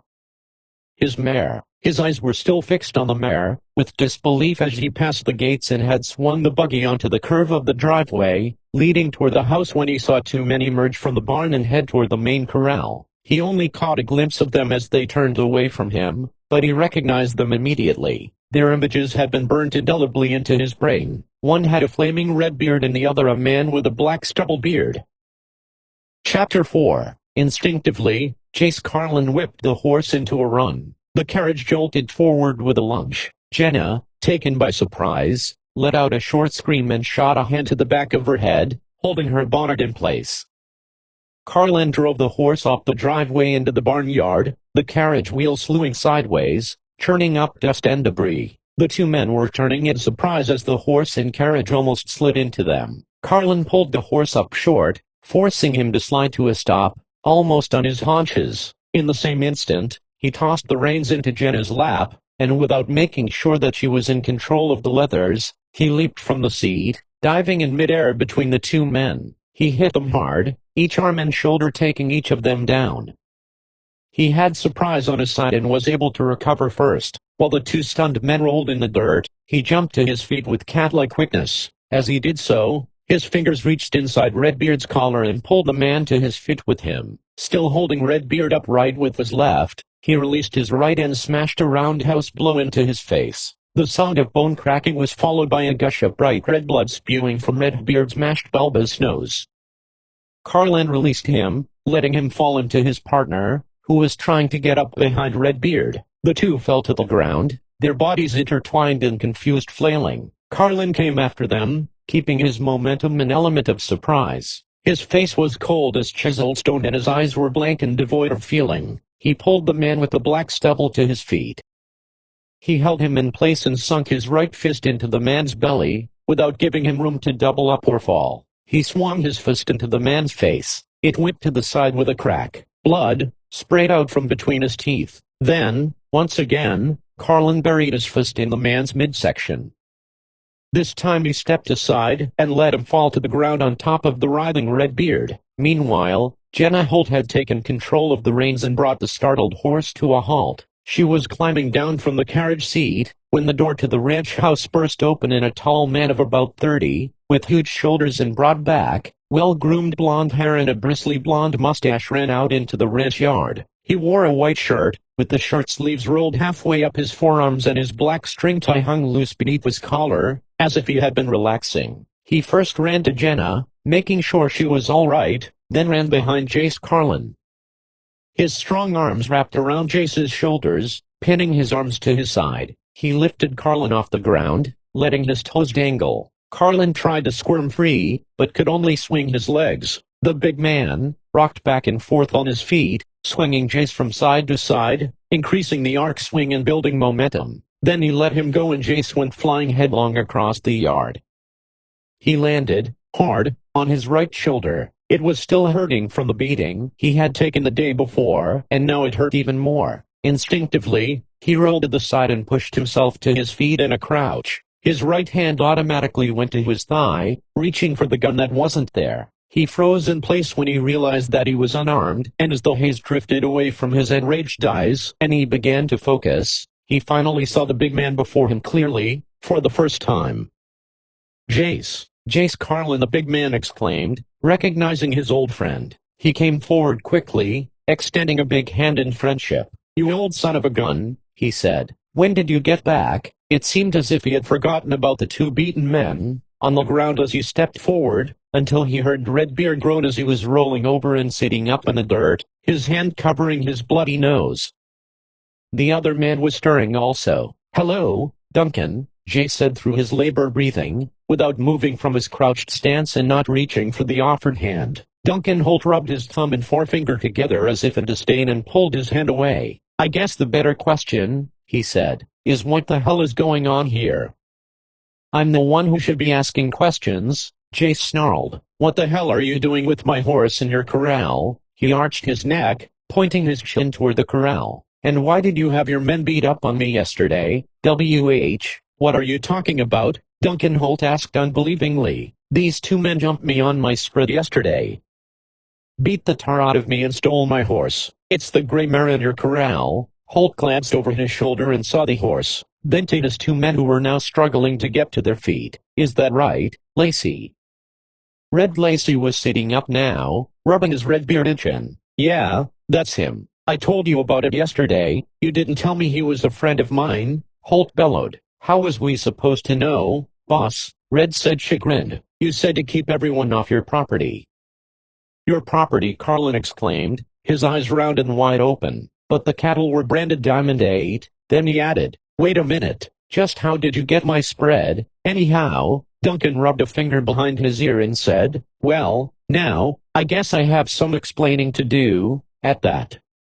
Come on in the house and we'll talk about it." He motioned to the front door, turned on his heel and headed for it, ignoring his beaten two men. Jenna was waiting at the door, consternation on her face. Jay stood slowly, watching him go and trying to make sense of it all. His face was still flushed with anger. He clenched his jaw and followed after Holt.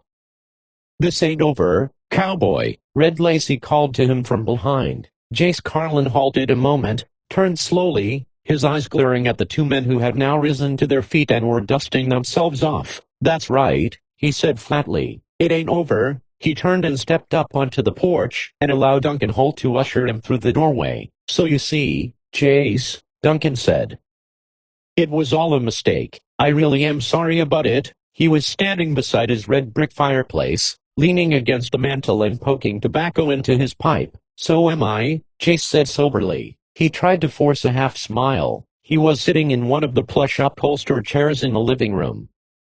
The place had really changed since the last time Jace had been there. The highly polished floors were mostly covered with expensive carpets, and the furniture was very elegant and luxurious. Jace felt uneasy, placing the seat of his dusty jeans on such an expensive chair. He sat forward of the cushion, leaned over his knees, nervously fingering his range head in his hands. "I'll make sure it doesn't happen again.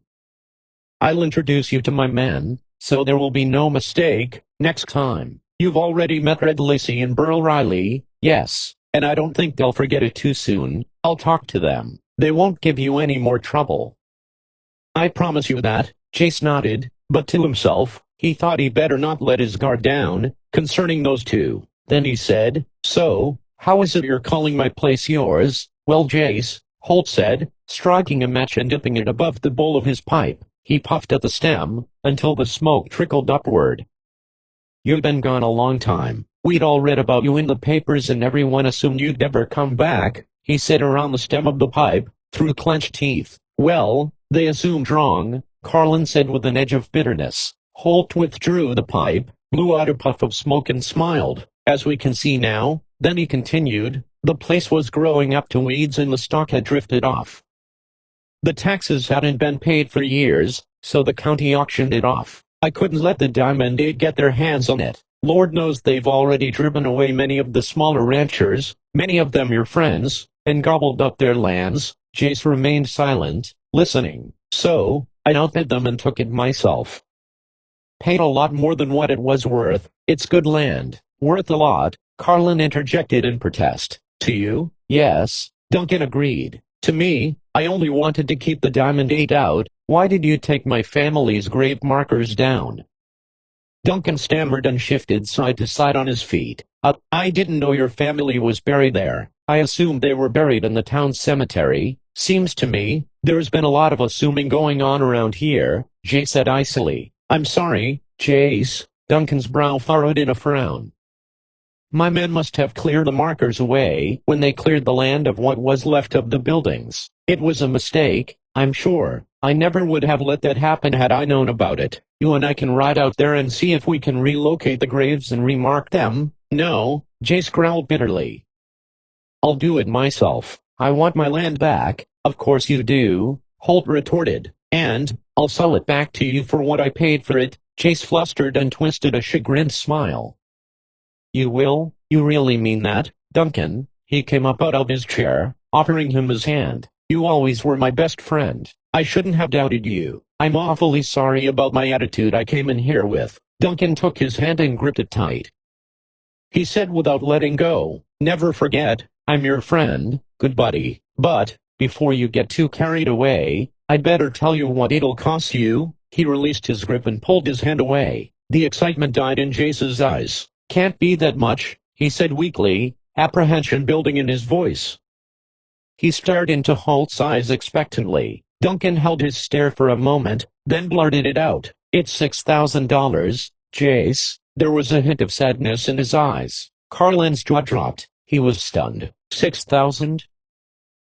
I don't understand." His head bowed and his words were mumbled. Then as realization sunk in, his head jerked upward, his face turning red with anger once again. "What are you trying to pull? You know it's not worth anywhere near that." Holt arched his back away, throwing up both hands, palms flat forward as if warding off an attack.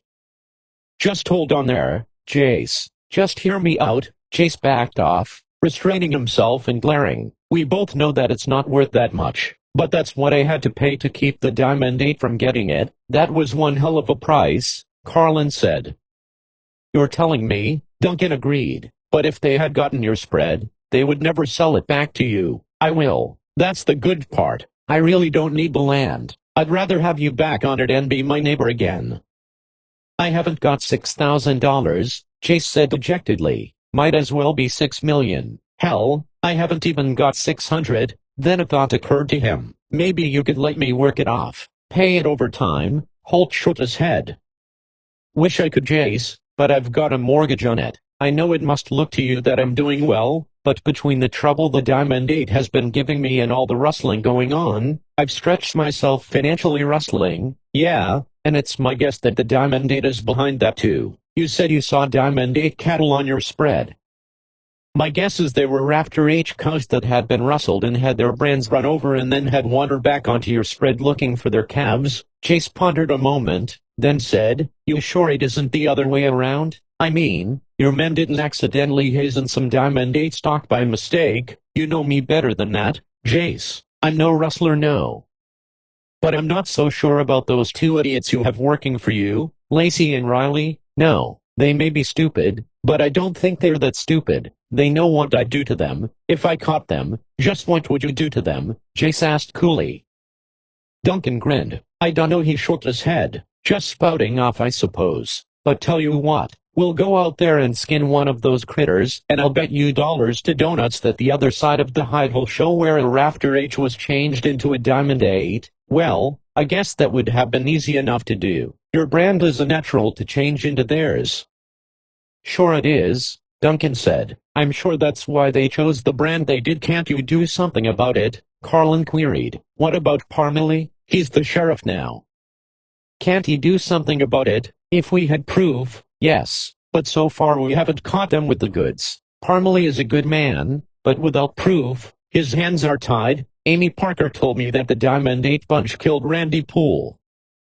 What about that? Again, no proof, even though everybody knows Morgan slated it. He's the hired gunman that Stacy Merritt hired to do her dirty work. He's a mean one. No one wants to brace him. Not even Parmalee. I know him, Chase responded flatly.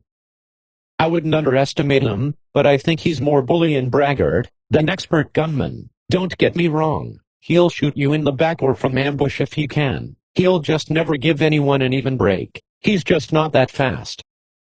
Think you could take him? Holt asked, his interest rising. Maybe, if I played by his rules and didn't give him an even break either. Then he paused with realization. Say, just what are you getting at, Duncan? We've heard a lot about you while you were away. You've built yourself quite a reputation. They say you're fast, a real Coltman. Maybe you could help us out. Oh, no, Chase said, shaking his head back and forth. I'm through with guns and fighting. I've had enough. I noticed you weren't wearing a gun, Holt said.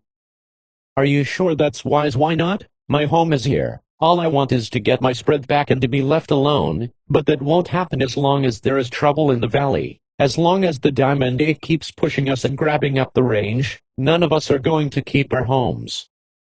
If you're going to stay here, you'd better be ready to fight. Chase lowered his head and stared at the plush carpet. Otherwise, Holt continued, you'd better ride on. Chase jerked his head upward and his dark eyes flashed with anger.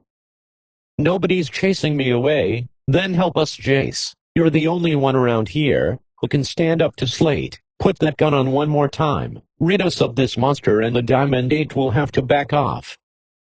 Merritt will just bring in another gunman, Chase said. I don't think so. As long as you're here, she'll have a tough time getting anyone else to buy in. Carlin remained silent. Duncan continued. You want your land back? You haven't got $6,000 to buy it back. But what if I can get the other ranchers to go along with it? Maybe you can earn it. I'm not a hired gun, Carlin growled indignantly. Of course not, Chase, Holt replied. I didn't mean it that way. But if we can work together on this, maybe we can all keep what's ours and you can get on spread back. Chase remained silent, glaring, but not seeing Duncan Holt in front of him. His eyes pulled together and thought, fighting the urge to see it Duncan's way. Come on, Chase, Holt urged. You know this is the only way. Chapter 5. The walnut grips of the 44 Colt were well worn and smooth from constant use. The varnish had worn almost completely off and the light brown grain had a shine to it. The bright summer sun glinted off the gunmetal blue of the exposed trigger guard and cylinder and the end of the gun barrel that protruded from the plain brown leather holster. By itself, the gun in its holster was like a piece of artwork, its fine-crafted lines blending into a sight to behold, neither good nor bad in itself, but riding high on a gunman's hip tied down against his thigh. The piece turned into a tool of threatening menace. Jace Carlin rode tall in the saddle. He rode with practiced ease, feeling the familiar reassuring weight of the weapon against his leg. He hated to admit it to himself, so he didn't, that it was like an old friend that had returned and had given him comfort. There was the familiar rush of adrenaline flowing through his veins, and the thrill of the hunt had returned, but he tried to tell himself that he hated it, knowing that he was riding with a purpose once again. It was still early morning after his visit with Duncan Holt the day before, when he crossed over onto Diamond 8 Range. He was once again riding his own gray mare and leading the Diamond 8 horse that Stacy Merritt had lent him. Actually, she had given it to him to keep him from returning, but Carlin was returning the horse anyways. It was a good excuse to come back. He had been wary for the past several minutes as he rode on, expecting trouble at any moment and hoping to carry out his plan without gunplay. He rode along a dry wash and emerged into large rolling grasslands that extended for miles. Cattle grazed lazily, almost as far as the eye could see. There were no punchers in sight to nursemaid them. This was strictly grazing range and the herd roamed free. He rode into the herd, guiding his mount and led horse among them where he wouldn't be as noticeable. The herd was of fine stock. Shorthorn Herefords mostly, and they were well fed. A herd like this would survive a drive up north with enough fat left on them to demand a good price for beef. His legs brushed against their hides as he meandered across the meadows. The cattle paid little attention to the rider and only moved slightly to let the man and his horses through. Carlin noted that a good share of the herd still carried Ben Crenshaw's brand, the /C. The rest carried the new Diamond 8 brand. It would be easy enough to change the old /C into the Diamond 8 brand, but either Stacy Merritt had not wanted to nor had the time to make the conversion. He noted, however, that there were no after H brands among them. Of course, some of these Diamond 8 brands could have been placed over Holt's brand. He ran his hand along the hide of a steer here and there, examining the brand. Although the brands were fresh, they didn't appear to have been altered, but, without skinning off the hide and examining the underside, it was difficult to tell for sure. Half an hour later, Carlin had left the herd and grazing range far behind. So far, so good, no trouble. He had not even seen a rider, but now he could see smoke above the trees ahead, probably from a chimney in the distance. He knew the main ranch house was in the next valley beyond a stand of cottonwoods, and soon he would see signs of life. It was as he emerged from the cottonwoods that the rifle fire started. With the first blast, his range hat flew off his head and hung from his loose chin strap down his back. He immediately pulled the mare up sharply, to a halt as rifle slugs drilled into the sod just in front of the horse's front hoofs. He lifted his hands high, still holding the reins, and offering no resistance. 3 riders came up from the right. One circled around to his left and grasped the mare's bridle. There was a pistol in his other hand. The other 2 riders were Stacy Merritt and Morgan Slate. They pulled to a halt in front of Carlin. Stacy's face was red with fire and she held a rifle, one-handed, barrel pointing directly at Carlin's chest. Slate had an amused look on his face. His guns were still in their holsters and he shifted his weight in the saddle. "I told you to stay off Diamond 8 range, mister." The rifle barrel came close under Carlin's chin and he arched his neck backwards. "Just bringing your horse back, ma'am," Chase said calmly, his eyes seeming to cross as he eyed the gun barrel warily. "I told you, I didn't want the damn horse back. You want I should take him out now, boss?" Morgan Slate chided, a gleam in his eye. Jace ignored him, kept his attention on Stacy. "But, I couldn't take charity, like that. Besides, I got my own horse back and found out I was mistaken about a few things." "Well, you're still mistaken, mister. It was a big mistake coming back here. It just might be your last," the girl said. "If you'll just point that cannon away from my face for a minute, maybe I can tell you that I found out you had nothing to do with what happened to me the other day. I know now that you didn't steal my land." "Of course, I didn't steal your land. Duncan Holt did. He found it hard to hear the words, even though he knew better. I know that now, Carlin said. It was his men that beat up on me and took my horse. Lacey and Riley, know them? Yeah, I know them. Low-life scum, gave them a beating. They won't forget, Carlin said. I'm going to have to look out for them. Wouldn't put it past them to try to dry-gulch me. That would be just too bad, Slate said. I'm hoping to get my chance at you first. Dry-gulching is your style, isn't it, Slate? I could take you down in a stand-up fight, anytime, Carlin. And you know it, Slate scoffed. Enough of that, Morgan, Stacy warned, not taking her eyes off Carlin. Slate let his mount step back. I need to get back at Holt, Jay said, ignoring the whole tirade. I was hoping we could team up. Why would I want to team up with you? She answered. Some say I'm good with a gun. Slate just shrugged at that. I know you're good with a gun, but I don't hire guns, Jace glanced at Morgan Slate. Oh, no, what about him? I'm her partner, Slate interjected, mockingly. And I don't hire guns either, not yet, Stacy snapped. You're not a partner until I say so, Carlin was a bit taken back by these remarks. He wondered just what it all meant, but he dared not let on. Well, maybe you don't think you need my help, but I need yours. Seems to me, we both want to get back at Duncan Holt and I want my land back. A temporary alliance might be beneficial to both of us. Holt thinks I've bought his lies about you and thinks I'm still his friend. Being on the inside working him from the middle while you blindside him might be the way to take him down. Stacy's eyes softened a bit. Jace could tell that she was starting to think on it. Sure, you got Slate to back you up, but why not have both of us? I can work with Slate. He glanced toward the gunman. Unless he's too arrogant to work with me. I'll show you how arrogant I am. With the hot end of a pistol, Slate retorted, his right hand drifting toward the butt of his pistol. Morgan, Stacy snapped sharply. How many times do I have to tell you to back off? Slate grimaced and brought his hand back to the reins. Maybe, Carlin's right. Maybe we should join forces, Stacy said. She lowered the rifle, and Jace breathed a sigh of relief as he relaxed in the saddle and lowered his arms. I still think you're mistaken, Slate grumbled, glowering at Carlin, edging his horse back a little further as if he were too close to a rattlesnake. Must I remind you, Morgan? Stacy said. I still do the thinking around here. Slate pursed his lips with chagrin and looked away momentarily. Then to Carlin, he said, all right, for now, we work together. But when this is all over and we have no further need of each other, then we settle things between us. I'm sure we'll, Jay said icily. Then he reached behind his back and slid his head around front. He poked his finger through the bullet hole in the crown and said playfully to Stacy, I just bought this hat new. I'm getting tired of replacing hats. I'll buy you a damned hat when you've earned it, she said with annoyance. He smiled, put the hat back on his head and tightened the chin strap. Fair enough, he said. Now, as I told you yesterday, Jace said, I assumed you had taken over my spread because I saw grazing cattle wearing the Diamond 8 brand. I would think you'd want them back as proof that Holt rustled your cattle. You could go to Parmalee and have Holt arrested. Parmalee, Stacy scoffed. He's in Duncan Holt's pocket. The only law we got here is our own guns. Then why don't we use them? Carlin urged. Let's go get them back. If Holt tries to stop us, we fight.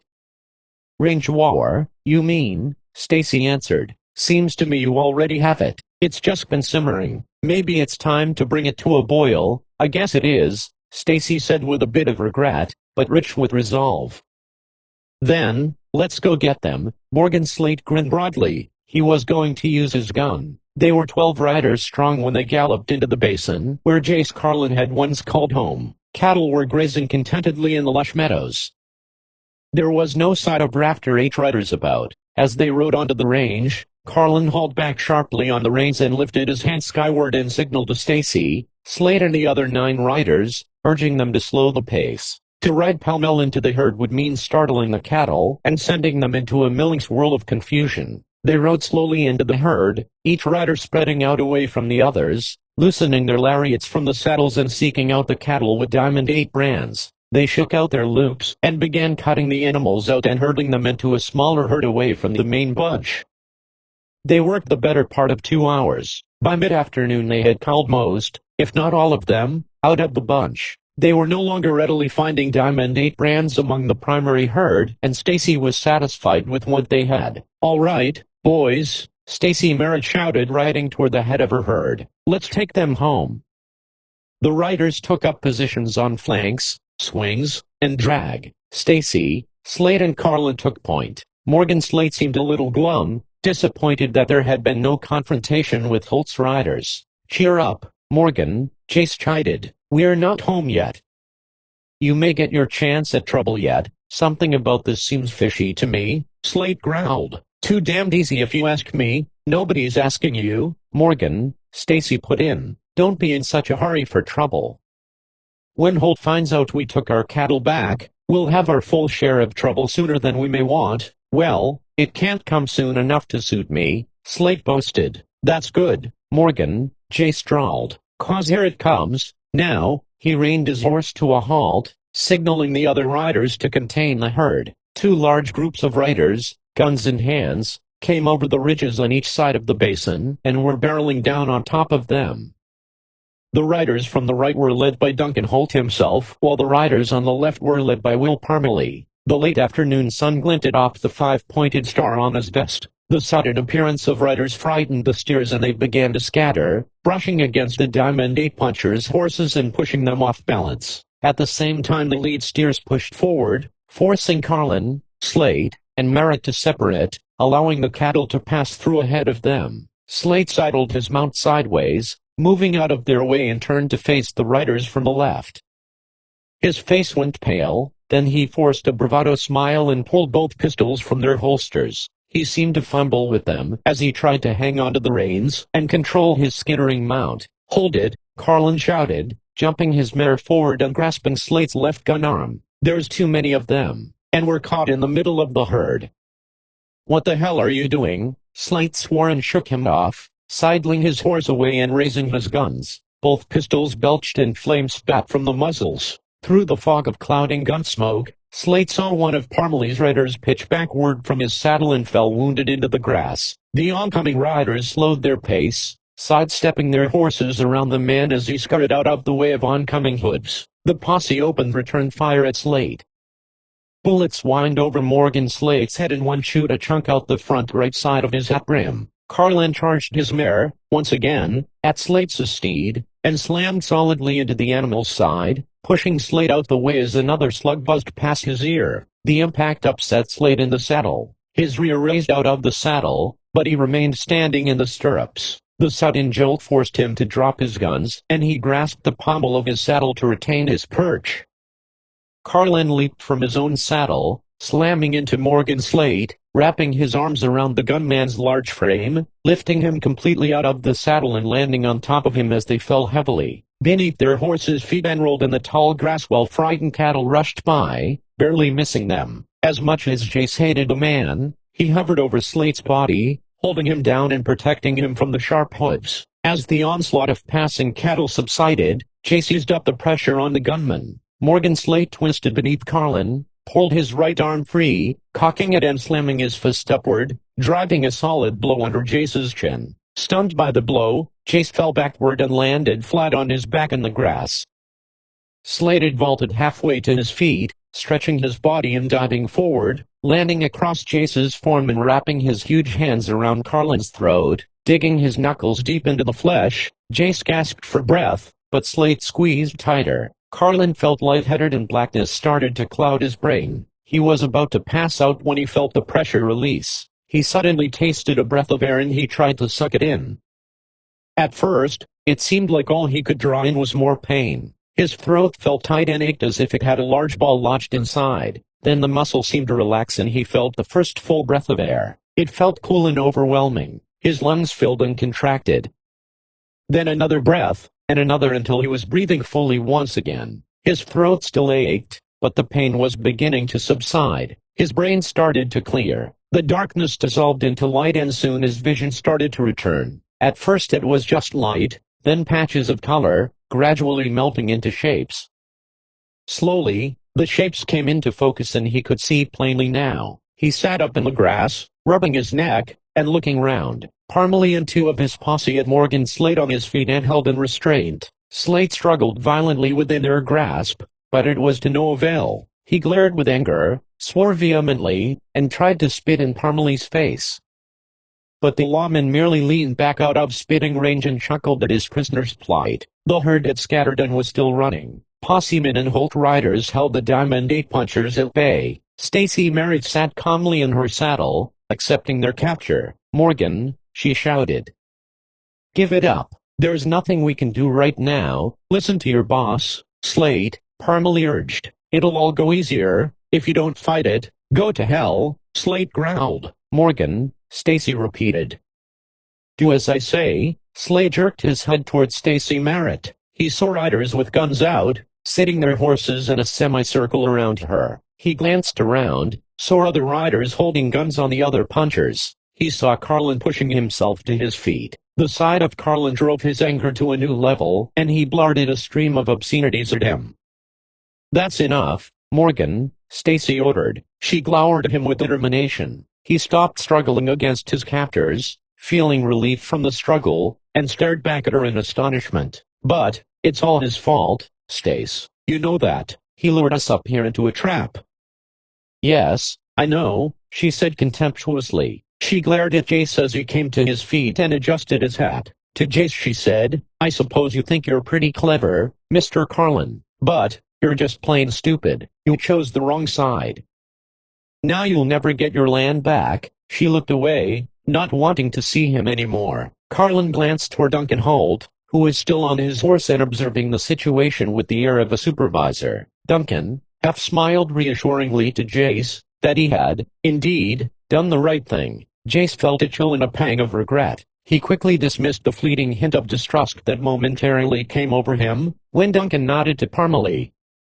"Get Slate on his horse, men," Parmalee ordered his posse. Then to Jace, "Unbuckle your gun belt and get on your horse." Then to Stacy, he said, "You're all under arrest for cattle rustling. You're arresting the wrong people, Sheriff." Stacy Merritt responded, "Duncan Holt stole these steers from me. We were merely taking them back. You'll notice they all have a Diamond 8 brand. I think if you look close, Sheriff," Holt said, "you'll find those brands have been changed from a Rafter H to a Diamond 8. "That's a lie," Stacy said. "See for yourself." Parmalee pointed to two of his men, who were still mounted. "You two, go check those brands." They wheeled their mounts and rode off after the cattle. A few minutes later they returned and reported. "It's hard to tell," the older rider said. "The brands are fresh, but they could have been altered. Only way to tell for sure is to skin a couple steers and see what it looks like on the other side of the hide. Well then, do it. Take a couple more men to help you. When you get hides, bring them into town. You butcher my cattle, Parmalee, and the town's going to have to pay for them," Stacy warned. "You won't find any altered brands on my cattle." "We'll see about that," Parmalee said with amusement. "In the meantime, I'm taking you, Slate and Carlin in. I don't have jail cells enough for all of your punchers, so I'm letting them go for now. Let them know right now, they are not to cause any trouble, or it will go bad for all of you." Stacy glanced around at her men. "You heard the sheriff. Boys," she said, "any of you who don't want any part of trouble and want to clear out of the country, it's all right with me. Tell Zeke Austin what happened and tell him I said to pay you off. Anyone who wants to stay, stay. But, no trouble. Understand? I'll be back." "I wouldn't count on it," the sheriff chuckled. Chapter 6. It was almost dusk when Parmalee and his posse rode into town with their prisoners. Holt and his men had separated from the posse, halfway back to town, and had returned to the Rafter H, as their further assistance had not been needed. The wounded posse member was taken to Doc Finch to be looked after. Townspeople all stopped to stare and watch the procession of weary riders as they rode into town and reined to a halt in front of the sheriff's office. John and Amy Parker came out of their newspaper office and watched from the porch. The sheriff dismissed his posse, except for his regular deputy, and the riders dispersed and rode off, going their separate ways, back to living their own separate lives. Once inside the sheriff's office, Stacy Merritt, Morgan Slate, and Jace Carlin were ushered to the back where two jail cells were located. There was a disheveled old man, sleeping off a drunk in one of them. The cell door was still open. The old man snored heavily. "All right, Percy," the deputy said, shaking the old drunk awake. "Time to get up. You gotta go now." The old man murmured something unintelligible and tried to roll over and go back to sleep. Come on, the deputy said, pulling the old man to his feet and dragging him out of the cell, leading him to the front door. "All right," Miss Mary Parmalee said, indicating the empty cell by brandishing the barrel of the six-gun toward it. Inside, she glared at him as she stepped inside without a word.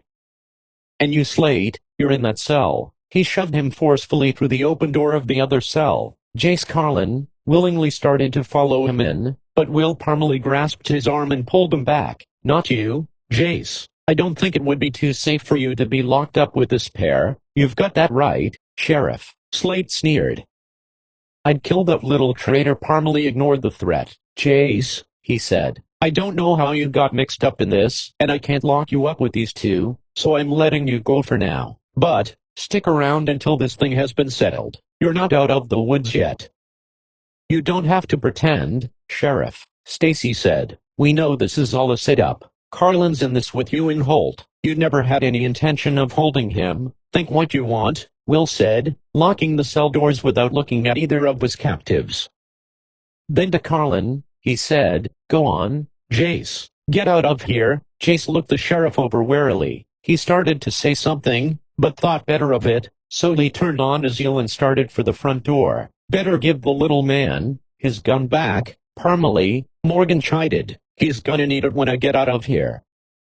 "Who says you're going to get out?" Parmalee retorted. He turned to Jace. "Your gun and holster are on the desk. You'd better take them on your way out." Morgan Slate was still laughing when Jace closed the door behind him. Carlin was just starting to mount his horse when a man's voice sounded behind him from down the street. "Jace." Carlin turned and saw John Parker approaching. The man was trying to hurry, but Jace could see that the man's age had slowed him down to a forced shuffle. He was still wearing his printer's apron. He held out his right hand, ready to greet Jace as he approached. "I'm sorry I didn't get to talk to you when you came into town the other day." "It's good to see you again." Jace took the old man's hand and held it briefly, then released it. "Good to see you, John." He fought the urge to smile at seeing his old friend again, but he was feeling wary of everyone right now. "But, it seems, you're the only one who doesn't make it plain that things would be better if I hadn't showed up." "Then I won't pretend either, Jace," Parker said. There was fear in his hazel eyes. "There's only trouble here for you. There's nothing the rest of us can do about it. We have to live here. You can just ride on."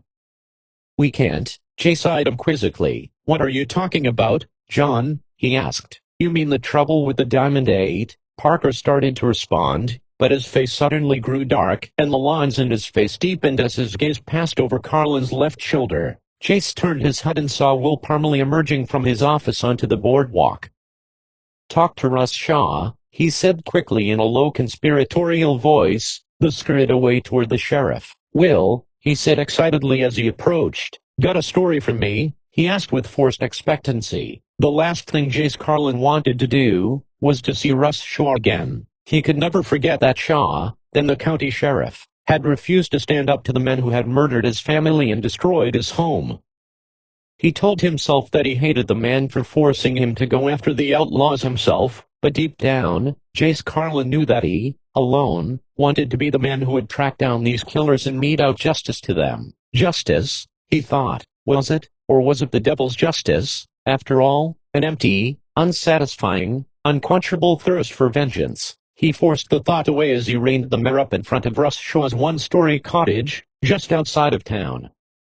Jace remembered when the place was well kept up with flowers and shrubs and a quaint white picket fence, but now the property was run down and shabby-looking. The house was long overdue for repainting, and what was left of its original white coat was now gray and dirty, peeling off against the elements. The place was overrun with weeds, and what was left of the picket fence was bare and rotted. He dismounted, passed through the gate that was hanging by only one hinge, and stepped up onto the rotting porch.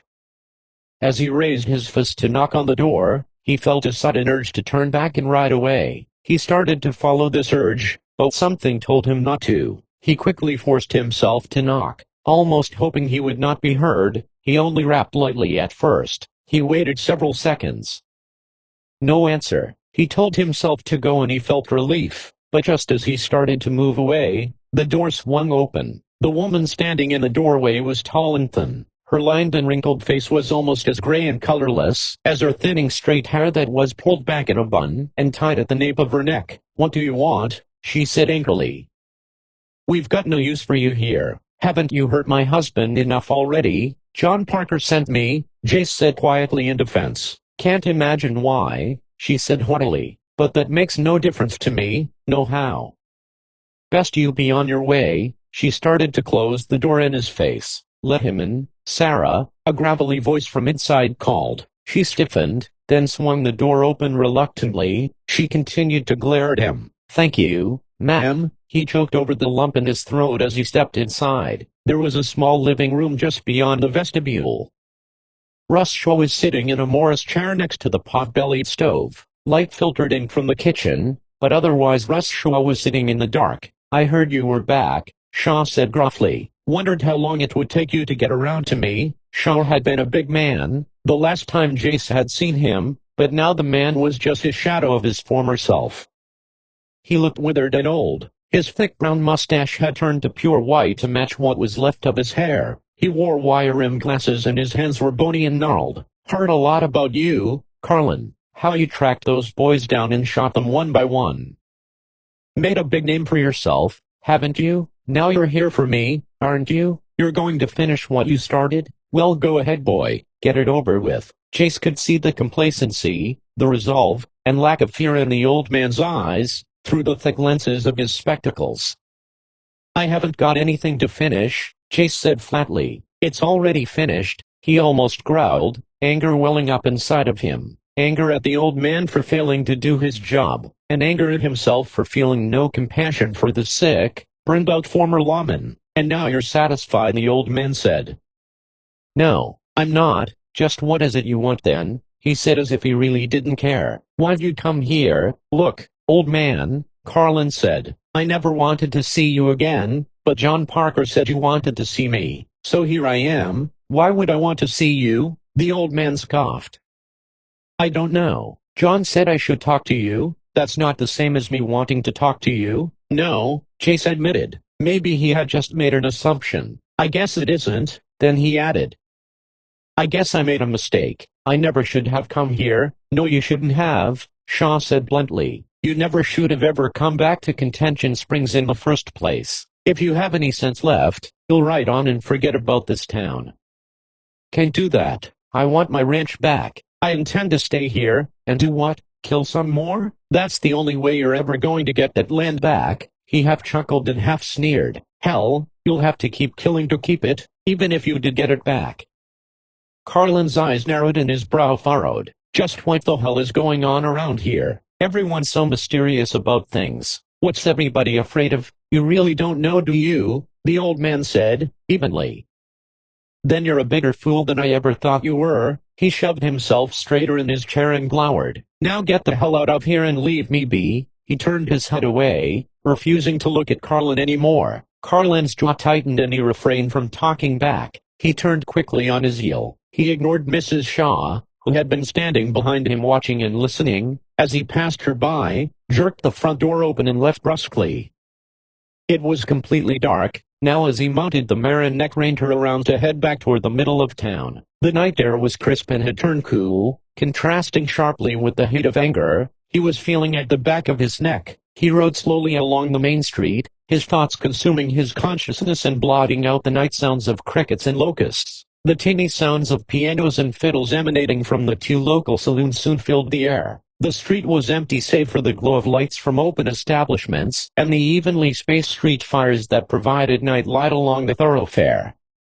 Carlin had just passed the hardware store and was approaching the saloons, when, "Carlin," the voice was sharp and menacing, behind him. He jerked hard on the reins, pulling the mare's head high. The animal danced about in place at the sudden restraint and half-turned as Carlin twisted in the saddle, turning toward the voice. Slate Morgan stood in the middle of the street, legs spread shoulder-width apart. Both hands were filled with shooting irons. The glow of the street light fires danced in his dark eyes and the barrels of his pistols. Instinctively, Chase pulled harder on the reins. The mare swiveled, in place, on her hind haunches, and twisted around and rearing high, lifting her front legs off the ground and pawing at the air. Flame stabbed from the muzzles of Slate's guns, followed by the sound of simultaneous crashings. Spewing clouds of thick powder smoke filling the crisp night air, a slug whips past Carlin's left ear. Only the sudden movement of his horse saved him from a direct hit, but the gray mare took the second slug directly in its eye. The horse screamed in agony, thrashing about, her legs collapsing beneath her, and tumbling to the ground. Chase pitched sideways, half leaping from the saddle, as Slate continued shooting.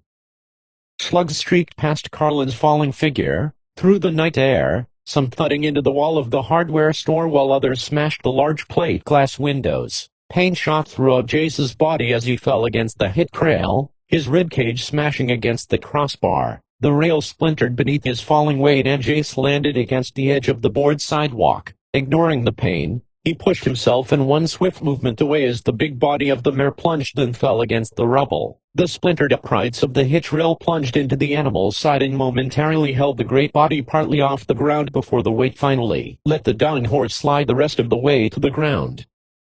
Bullets thudded into the side of the horse as Morgan Slate continued firing, moving forward quickly with the confidence of victory. The falling horse had shielded Jace, just long enough for him to roll away, pitch forward off the walk away from the downed horse, drawing his own pistol as he clambered halfway to his feet and dove behind a water trough. Slate saw the movement and swung his guns toward Carlin's hiding place, firing rapidly, with first one hand and then the others, at the water trough. The gunman stalked steadily forward, his pistol spouting flame amidst thundering claps of his volley. Streams of water spurted through the holes and wood chunks chipped, splintered and flew into the air.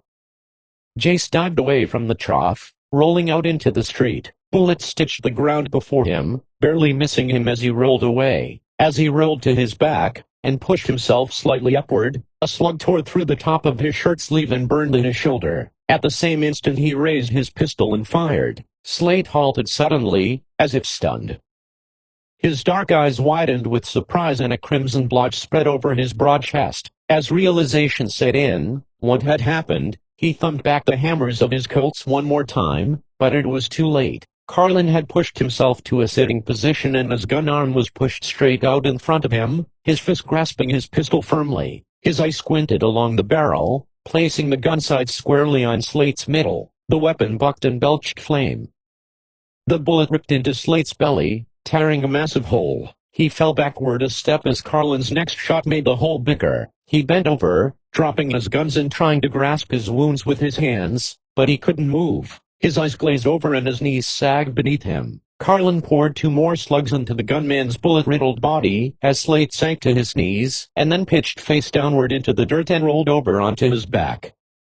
Carlin pushed himself to his feet and slowly approached the fallen man, keeping his pistol aimed at the fallen man. His eyes flamed with fury, his jaws clenched, trying to contain his rage. His face was a mask of cold grimness. To his right the mare was in the final throes of agony, legs kicking spasmodically, sides popping up and down as the animal gasped for breath and wheezing with a shrill mournful sound. In front of him lay Morgan Slate, his chest chewed apart and covered with blood. He too writhed and moaned in agony. Carlin gazed coldly down at the dying gunman. He felt nothing, no remorse, not even hate, just nothing. "Finish me off," Carlin Slate choked. "I can't stand it anymore. Why don't you end it, please?" His arms wrapped around his middle and he rocked back and forth. Carlin said nothing, only stared for a moment, lifted his pistol, turned on his heel and turned to the dying mare. "Sorry, old girl," he said sadly. He placed the muzzle of his gun barrel behind the horse's ear, thumbed back the hammer and squeezed the trigger. As the roar of the pistol echoed in the street, the mare relaxed and went silent. Carlin slid his gun into its holster and turned to walk away, down the street. "What about me?" Carlin heard Slate plead. Without turning to look back, Carlin said, "You can go to hell." He continued walking away. Townspeople were gathering in the street now. Doc Finch and several others hurried toward the dying gunslinger. Will Parmalee had emerged from his office and was striding quickly toward Carlin. John and Amy Parker watched intently from the porch in front of the print shop.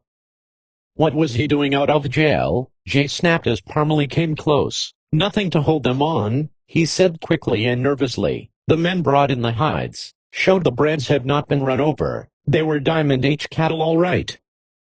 Then I guess you're going to have to pay her for those steers. After all, he gazed over the sheriff's shoulder and could see Stacy Merritt sitting astride her horse, in the shadows, a bit further down the street. She met his stare for a moment, then angrily turned her mount and rode swiftly out of town. We'll ignore the jibe. Morgan dead. If he's not yet, he will be, Jace said flatly. He didn't give me a choice.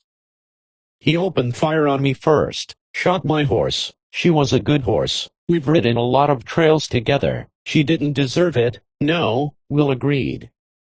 And I'm not blaming you, Jace. You'll get no trouble for me. But, a word of friendly advice. Right on. This is no place for you anymore. Can't do that. I'm staying to get my spread back.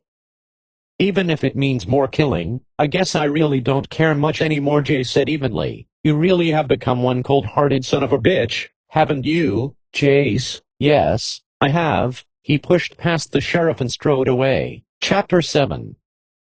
Jace, Jenna Holt exclaimed with surprise and excitement. She stood framed in the door, backlit by the light of the lamps inside the house. She smiled broadly and her eyes danced with delight. What brings you here this time of night? She blushed. I mean, of course you're welcome here any time. Oh, I am so glad to see you, but is there something wrong? She saw the grimness on his face, and he was somewhat stooped with the pain of his bruised ribs. Before he could answer, he could hear Duncan Holt from the living room. Come in, Jace, he called, putting down his book on the small table next to the stuffed chair he was sitting in. Jenna backed quickly aside as Jace stepped brusquely inside. Even in the vestibule, Jace could smell the aroma from Duncan's pipe. He stopped in the archway leading to the living room. Jenna stood behind him, in anticipation. Duncan could see the seriousness in Carlin's demeanor. Something wrong? Duncan asked. No, Morgan Slade is dead. Holt jumped to his feet. There was a pleased expression on his face, and his lips curled into a half-smile of amazement. How? Jace anticipated his concern and answered. In town in front of everyone, including the sheriff. He started it. I finished it. Very good, Jace, he said. Perfect. Even though Slade had it coming, somehow, Jace didn't like the satisfaction that Duncan seemed to be enjoying. So, Jace said, getting right to the point. I get my spread back, right? Holt shrugged, turned and walked to the writing desk in the corner.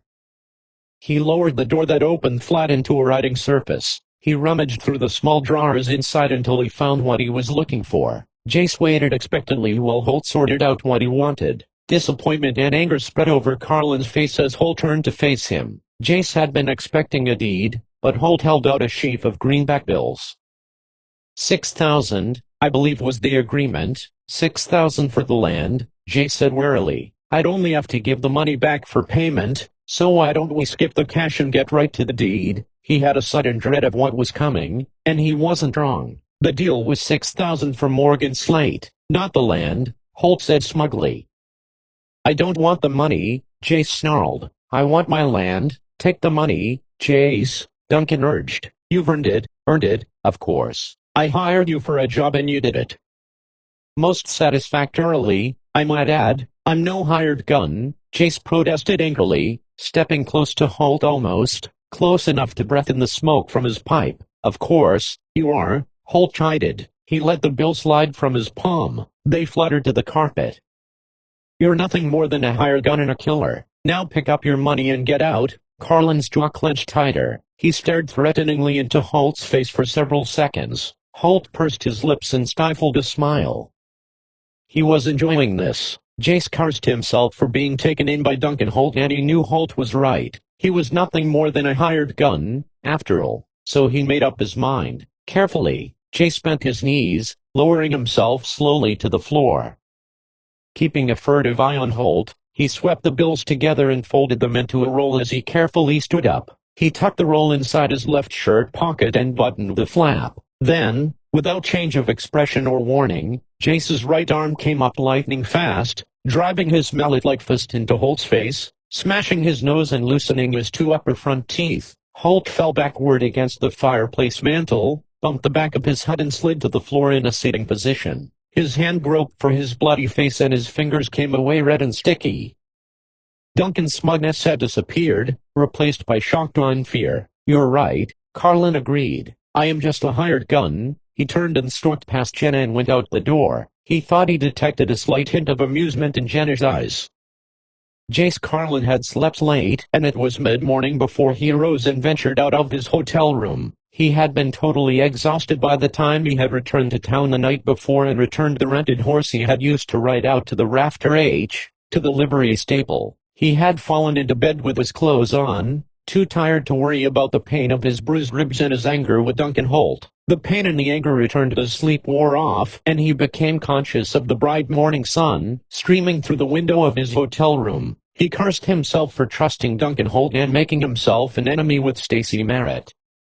Somehow, he was going to have to rectify the situation, but how? Returning to the Diamond 8 would not be a smart thing to do. Stacey Merritt had shot at him the last time he had ridden onto her range. Next time, Jace was certain that she wouldn't just put a bullet in his head as warning. She would surely shoot to kill, no questions asked, no answers wanted.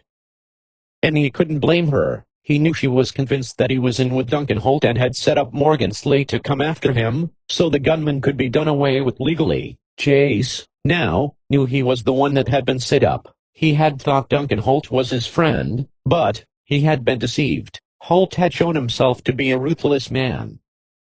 If he would treat an old friend the way he treated Jace, maybe he was the one causing all the trouble in the valley. Still, Stacey Merritt had been the first to bring in a hired gun, and perhaps Duncan was merely fighting back. But why would he treat Jace that way? True, he had possession of Carlin's ranch and he wanted to keep it. Was it worth betraying a friend for it, though? Apparently, Carlin was totally confused, desperately trying to figure out just what the situation was. Who was the aggressor and who was the victim? He had just about decided that both sides were equally guilty. The one defining factor was that Duncan Holt had his property, and he wanted it back. He knew he couldn't fight Holt alone. That meant that he would have gained Stacey Merritt's trust and decide with her, if it was at all possible. After the way he had already messed things up, he doubted that he could ever win her over. He would have to try though, even if it meant that she would kill him first. Moving slowly and stiffly, his hand held tightly against his aching ribs, he had descended the hotel stairs. The pain was too much for him to think of food, so he passed by the hotel's dining room, crossed the lobby and went outside to the street. He pretended not to notice people staring at him, moving away and avoiding him, all the while regarding him with an almost revered, but fearful respect. Down the street, Will Parmalee had just emerged from the newspaper office with Amy Parker. He had just given her a quick kiss on the cheek, and he had left her standing on the porch while he crossed the street to his office. He didn't notice Jace Carlin watching him, but Amy Parker did. She turned and gazed down the street in Jace's direction.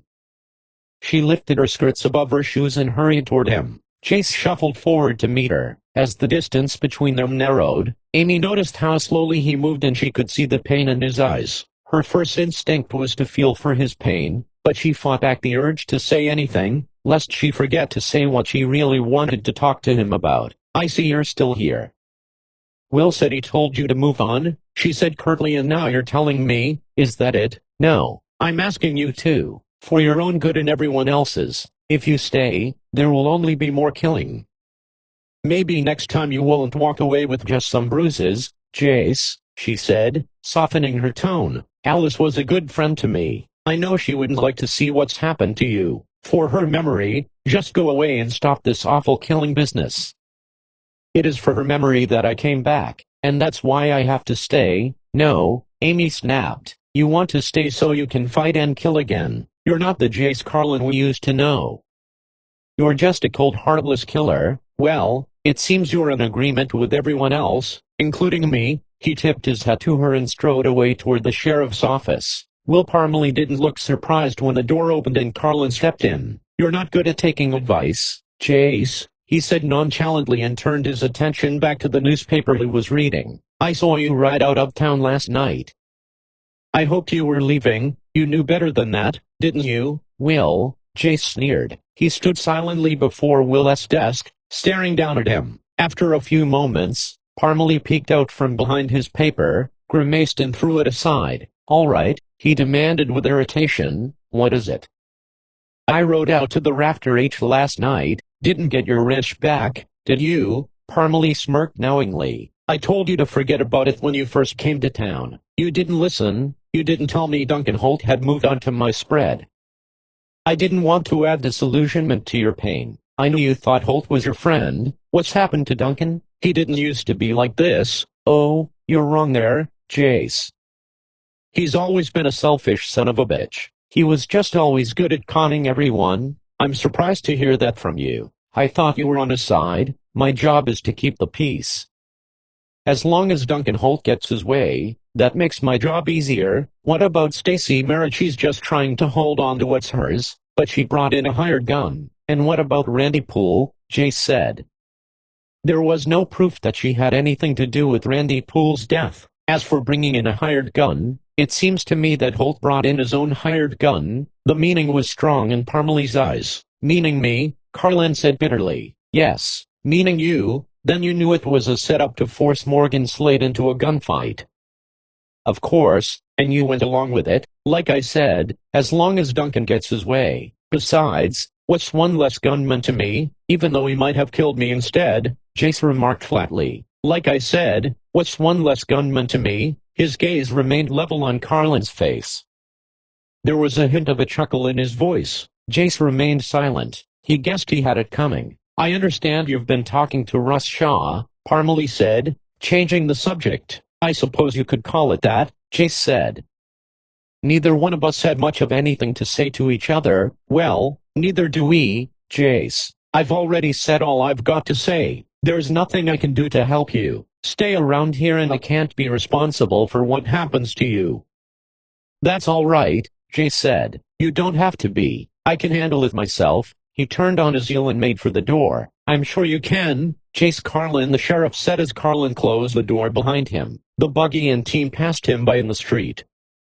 Jenna Holt pulled the match team to a halt, turned on the seat and waited for Jace to catch up. He glanced angrily at her, then stared straight ahead and continued to walk on by. Jace, she called. I need to talk to you. Carlin halted and looked up at her.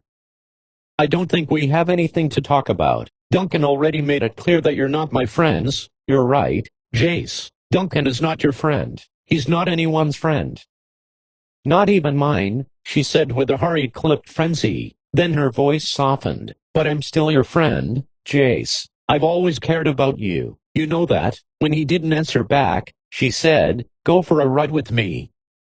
I've got something to tell you. Jace thought better of it and told himself not to get suckered into something he would be sorry for. Please, she pleaded. It's important. He started to walk on. She said quickly, if you want your land back, ride with me. She waited for his answer. All right, was all he said and climbed into the carriage. Jenna whipped up the reins and clucked to the horses. Neither Jace nor Carlin spoke as they rode through town. Jace felt uneasy as he noticed townspeople watching. Jenna seemed to be ignoring them. When they reached the edge of town, Jenna turned the team onto the east fork in the road. Only the sound of the horses' hooves and creak of wagon wheels prevailed until they were well out of town into the country. Jenna pulled the team off to the side of the road and parked the buggy in the shade of a large sycamore tree. Jace waited for her to start the conversation. Finally she said, I want to help you, Jace. And what do you want from me in return? He said coolly. Do you have to be so cynical? There was a time when we were close. Don't you remember? Yeah, I remember, he said somberly. It could be that way again, she said plaintively. Seemed to me you already have a man, if you can call him that, Jenna said. He's changed a lot over the years. Greed has gotten the better of him. He's become ruthless and hungry for wealth and power. I've been told that he's always been like that. Yes, but I didn't recognize it at first. Then she said, you didn't either. You still thought he was your friend up until last night. Now you know better too. Jace nodded his agreement with a grimace. You want your land back and I want to be rid of him. Together we can both get what we want. She emphasized the word together and the meaning was clear. Without Duncan, you can have your land back, maybe even the Rafter H if you want it, meaning you and me. Yes, she almost whispered. In other words, you want me to kill him? Well, I wouldn't want to put it that bluntly, but yes, I guess so. So you're hiring me, is that it? No, I was thinking of a partnership of a permanent nature. I guess the price of my gun is getting more expensive, he mused. Don't look at it that way, Jace. How else should I look at it? First your husband hires my gun, then you hire it. I don't guess you're both wrong about me. What do you mean? I'm just a hired gun after all. Stacy Merritt, Zeke Austin and a half dozen Diamond 8 riders were in town when Jace Carlin hoofed back into town. He had wanted to walk back rather than have Jenna drive him back. He had told her it would be best if they were not seen together, any more than necessary, but the truth of the matter was he was angry. Angry at Jenna Holt's cold-blooded plan and angry at himself for agreeing to it. But this would be the only way to get his ranch back. The law was not going to help him, and once again, if he were to get justice, he would have to mete it out himself, even if it was the devil's justice. It was better than no justice at all, he told himself. Or, maybe Amy Parker was right. Maybe he only wanted his land as an excuse to fight and kill again. When he had ridden into Contention Springs a few days ago, he had told himself that he wanted the killing behind him, but did he really? He had already killed again, leaving Morgan Slate dying in the middle of the street, and now he was planning to kill Duncan Holt, a man he had once trusted and had called friend. Would the killing end with Duncan Holt?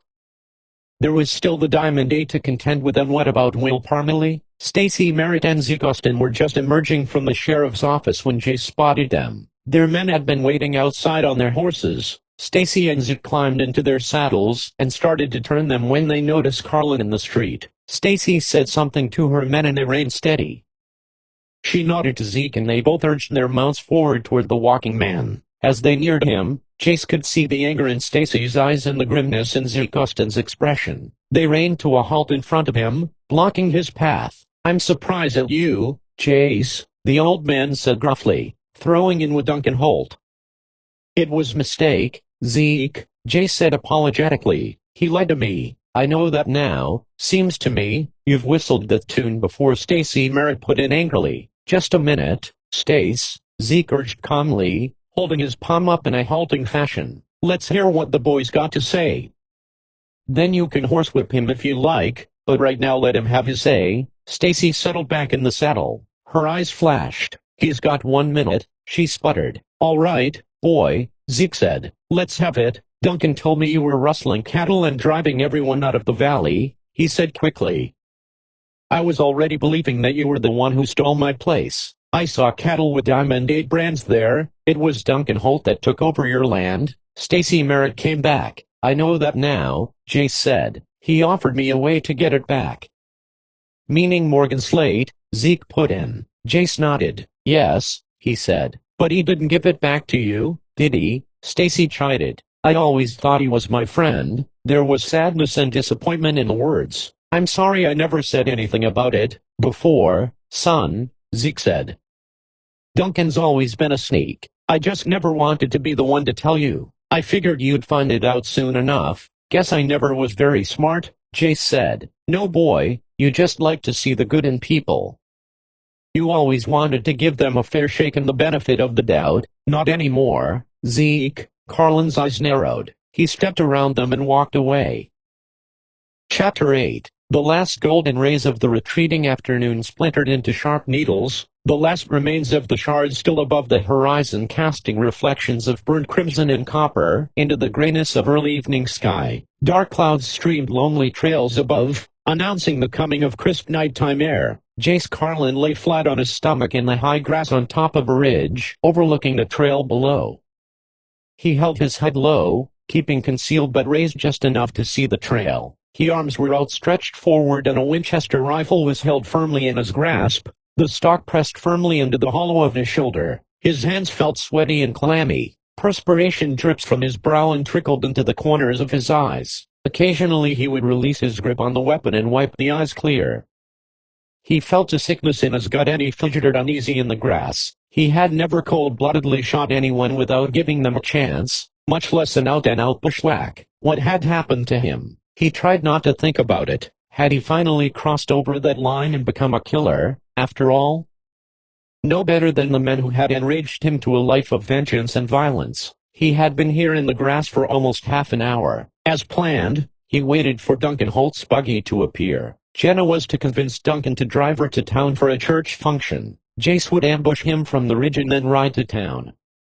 Jenna would wait a while to give Jace enough time to get to town ahead of her. That way Jace would have an alibi for his whereabouts at the time of the shooting. The assumption would be that someone from the Diamond 8 was responsible. Jace hated to put the blame on Stacy Merritt or any of her writers, but it would keep him in the clear. Besides, it would be difficult to prove anything anyhow.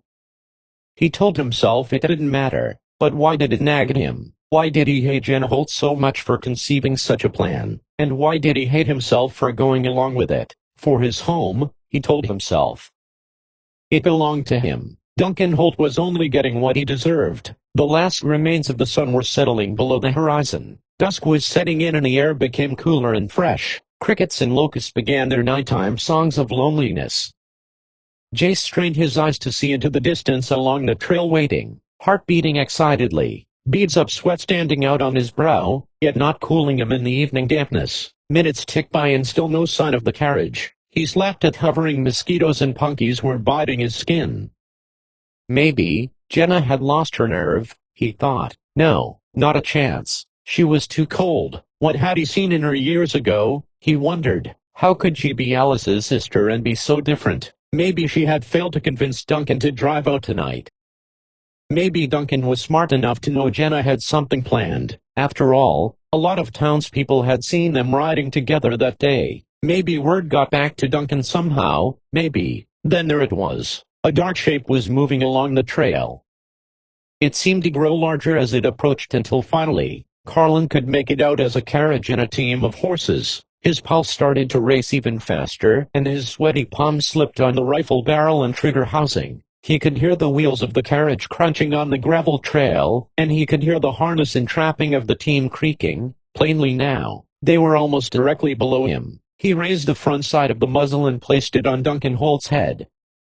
His hands started to tremble and the sight wavered often on his target. He must calm himself, but why couldn't he? For once in his life he pointed a gun at a man and did not feel vengeance in his heart. For the first time he felt fear. Not the fear of another man, another gun, or of death itself.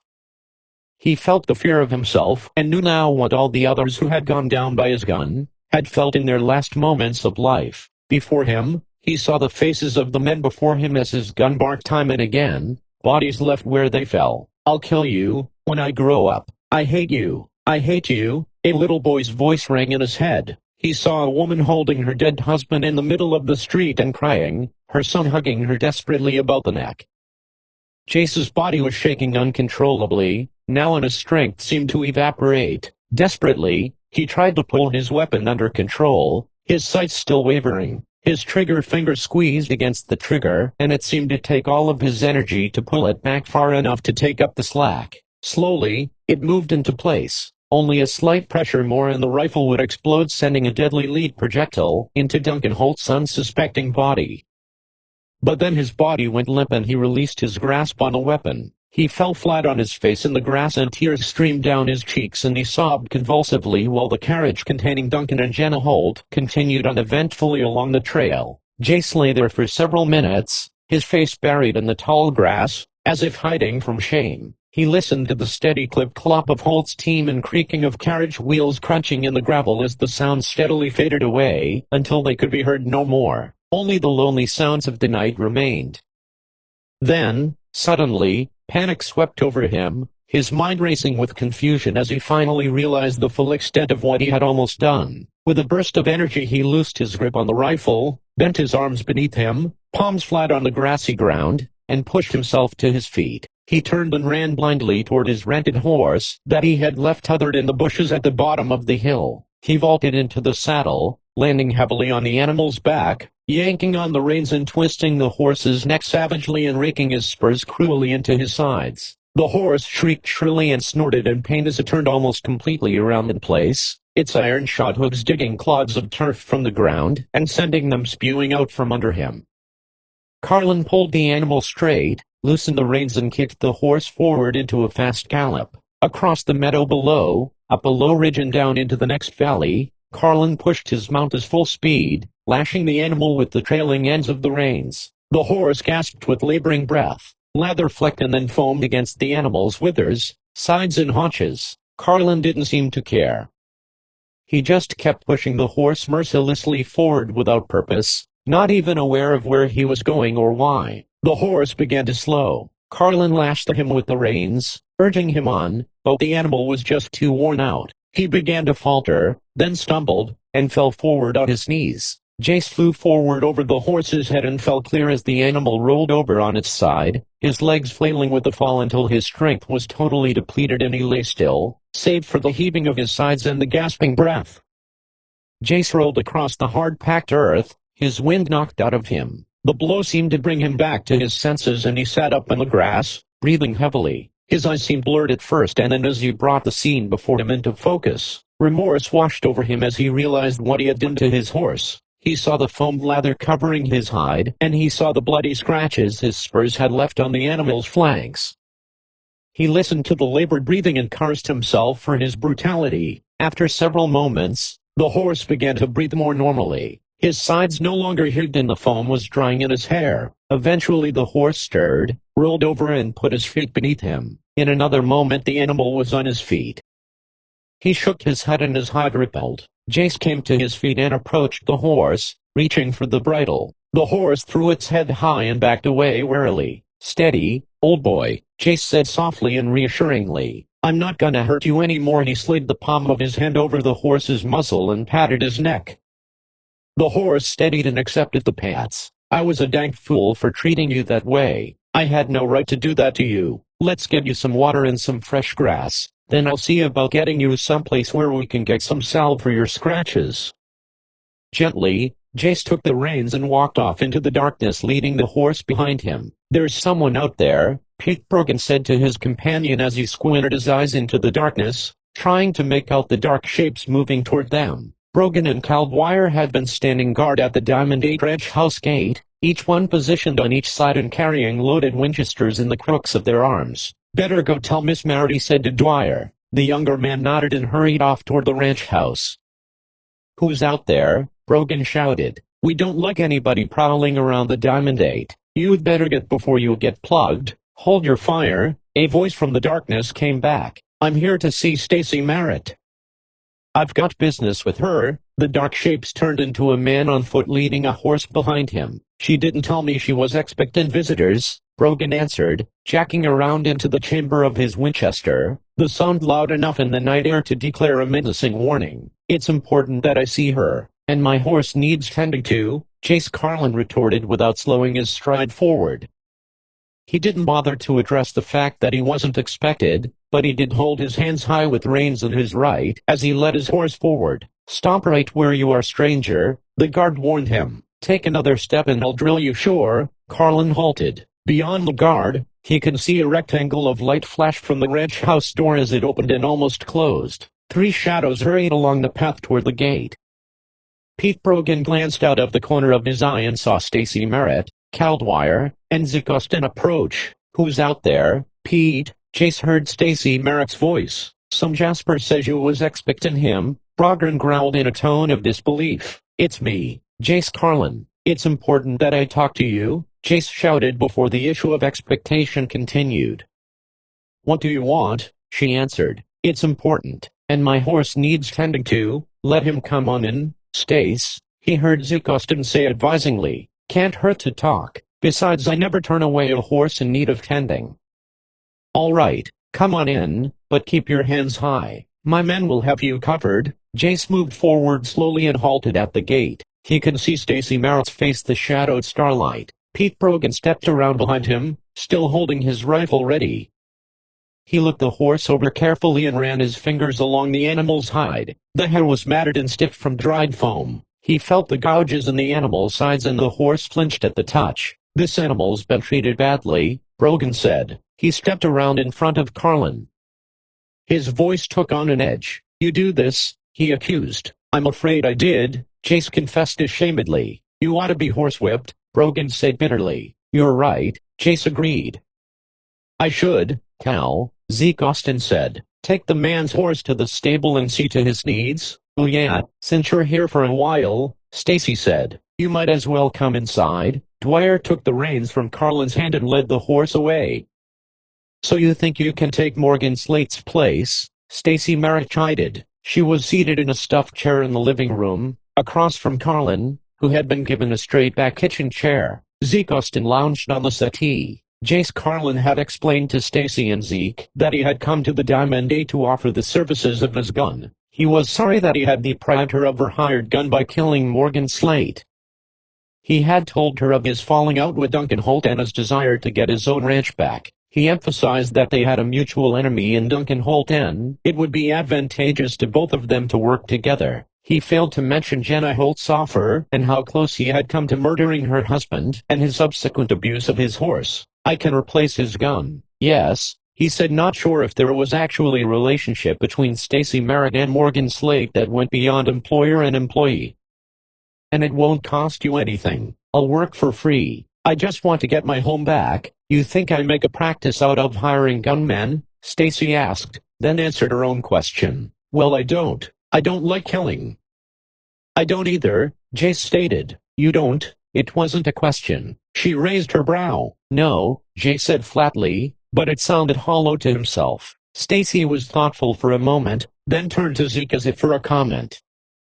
Might as well work together, Zeke advised. It just might work out. She turned back to Jace. All right, but no killing unless I approve. You understand that? That the same arrangement you had with Slate? Yes, and until you came along, he never had to use his gun. What about Randy Poole? Jace asked. What about him? You mean Slate didn't kill him?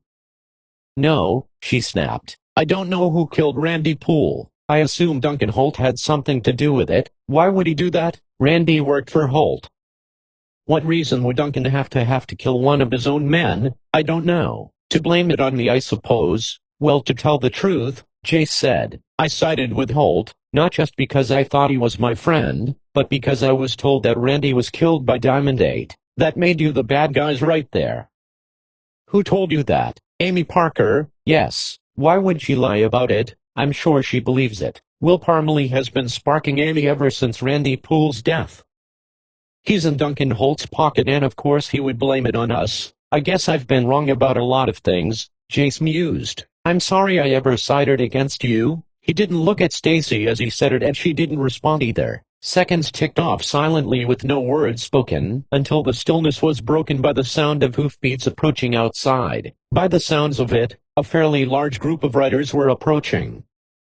Muffled sounds from the guards outside could be heard. The hoofbeats silenced and there was a rapping on the door. Cal Dwyer was shouting, Miss Merritt! Miss Merritt! The sheriff and a posse are outside. She swung the door open. Cal's arm was still raised and his fingers still fisted for pounding on the door. He stepped back quickly as Stacy Merritt pushed past him. Zeke Austin followed, putting his hat on as he went. Jace trailed slowly behind them in the shadows. What's going on, Sheriff? Stacy demanded as she approached the mounted group of riders. We are looking for Jace Carlin, Will Parmalee said. He murdered Duncan Holt tonight. Jace froze in his tracks. He was several paces behind Stacy and Zeke and still in the shadows. He faded back slowly and slid around the corner of the ranch house and pressed him back against the wall, in deeper shadow, where he could listen. His pulse began to race. Duncan Holt dead? Had he actually shot the man without realizing it? No. What was happening? How could this be? What? Jace heard Stacy start to stammer. That's impossible. Carlin may kill in a stand-up fight, but not murder. You're barking up the wrong tree, Sheriff. Zeke Austin put in. The boy just doesn't have it in him to out-and-out murder. You're wrong there, Parmalee said. He waited on a ridge above the trail to town and ambushed him when he rode by in his carriage. Jenna, Carlin thought to himself. She must have told Parmalee about the plan. I don't believe it. Zeke scoffed. There was a witness who saw it all, Parmalee retorted. His wife was in the carriage with him. Damn that cold-hearted bitch. Jace cursed to himself. When Jace failed to do the job, she must have decided to do it herself and blame him for it. And you're taking her word for it, Zeke said. Not just her word alone. We found Carlin's rifle on the ridge where he waited in ambush. Zeke started to say something, but Parmalee interjected. And yes, I'm sure it's his rifle. It's got his initials carved in the stock and I've seen him with it many times. What more proof do we need? It wasn't a question demanding an answer. What a fool he had been to leave the weapon behind, Jace told himself. Then he thought, but the bullet in Duncan Holt had not come from his rifle. Surely when the bullet that killed him didn't match with his rifle, he would be in the clear. Besides, Jace heard Parmalee say, the rifle had one round gone and the weapon had been recently fired. The bullet that killed Holt came from a Winchester rifle. Damn, Jace thought. His rifle had been used to kill Duncan Holt, but how was that possible? How could Jenna have gotten hold of his rifle? She couldn't. She must have had an accomplice, someone to use as a backup if Carlin failed to do the job. Jenna was smart, he thought. She knew he couldn't do the job, and she wanted to set him up for the blame. Anyways, what made you think he'd be here? Jace heard Stacy ask. You were seen talking to him in town today. With Morgan Slade gone, I thought you might have been trying to hire Carlin as his replacement. Best you don't try to think, Sheriff. Stacy snapped sarcastically. That doesn't appear to be your forte. Forte? Parmalee looked perplexed.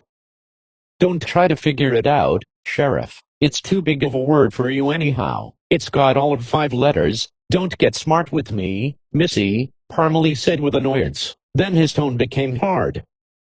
Well, is he here or not? Stacy and Zeke both cast a furtive glance over their shoulders into the shadows behind them, but both jerked their heads back to face the sheriff and his posse. No, of course not. Stacy was emphatic, but a hint of nervousness was in his voice. Parmalee noticed the uneasy and the glances toward the house. Deliberately he swung his right leg high, swinging it over his mount's back and stepping down from the saddle.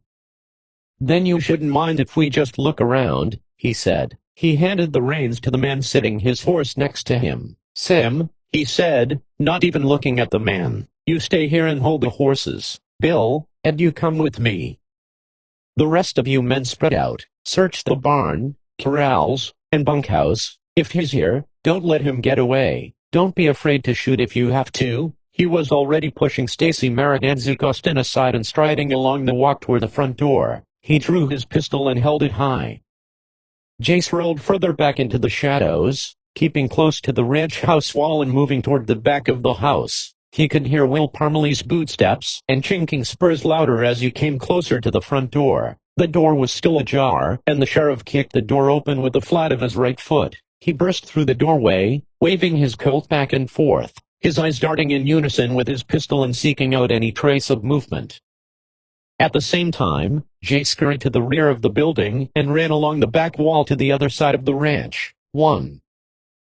Devil's Justice. Chapter 1. The gambler's placid face relaxed, and a hint of sparkle appeared in his dark eyes for the first time since the game began 3 hours ago. It was a lean dark face, and crow's feet began to crinkle on the sides of his slitted eyes.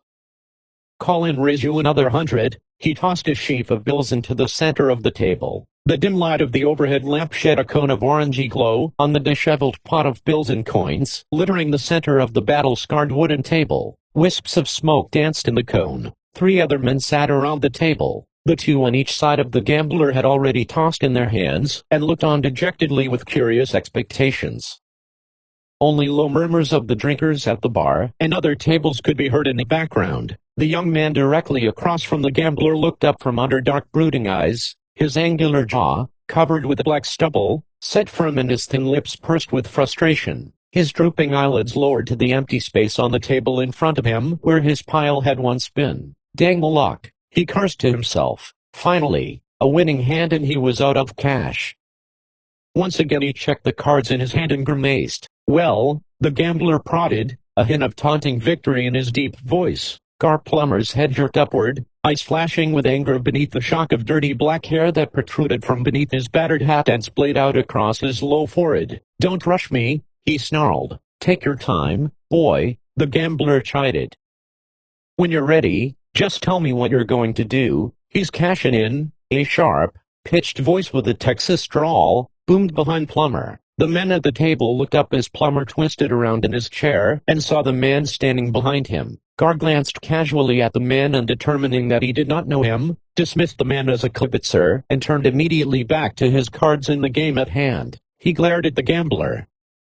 I said, you're cashing in, Gar, the voice repeated. There was a hard edge and an icy coldness in the words. The sound of determination and the threat of deadly purpose echoed across the dark barroom. Complete silence took over as the patrons put down their drinks and cringed away, waiting and watching what was shaping up as trouble. Go away, kid, Gar said with irritation as he glanced once more at the man behind him, and once again turned back to the game. The man stepped forward behind Plumber, reached over his shoulder and snatched the cards from his hand and tossed them face up in the middle of the table, aces and queens. Enraged, Plumber twisted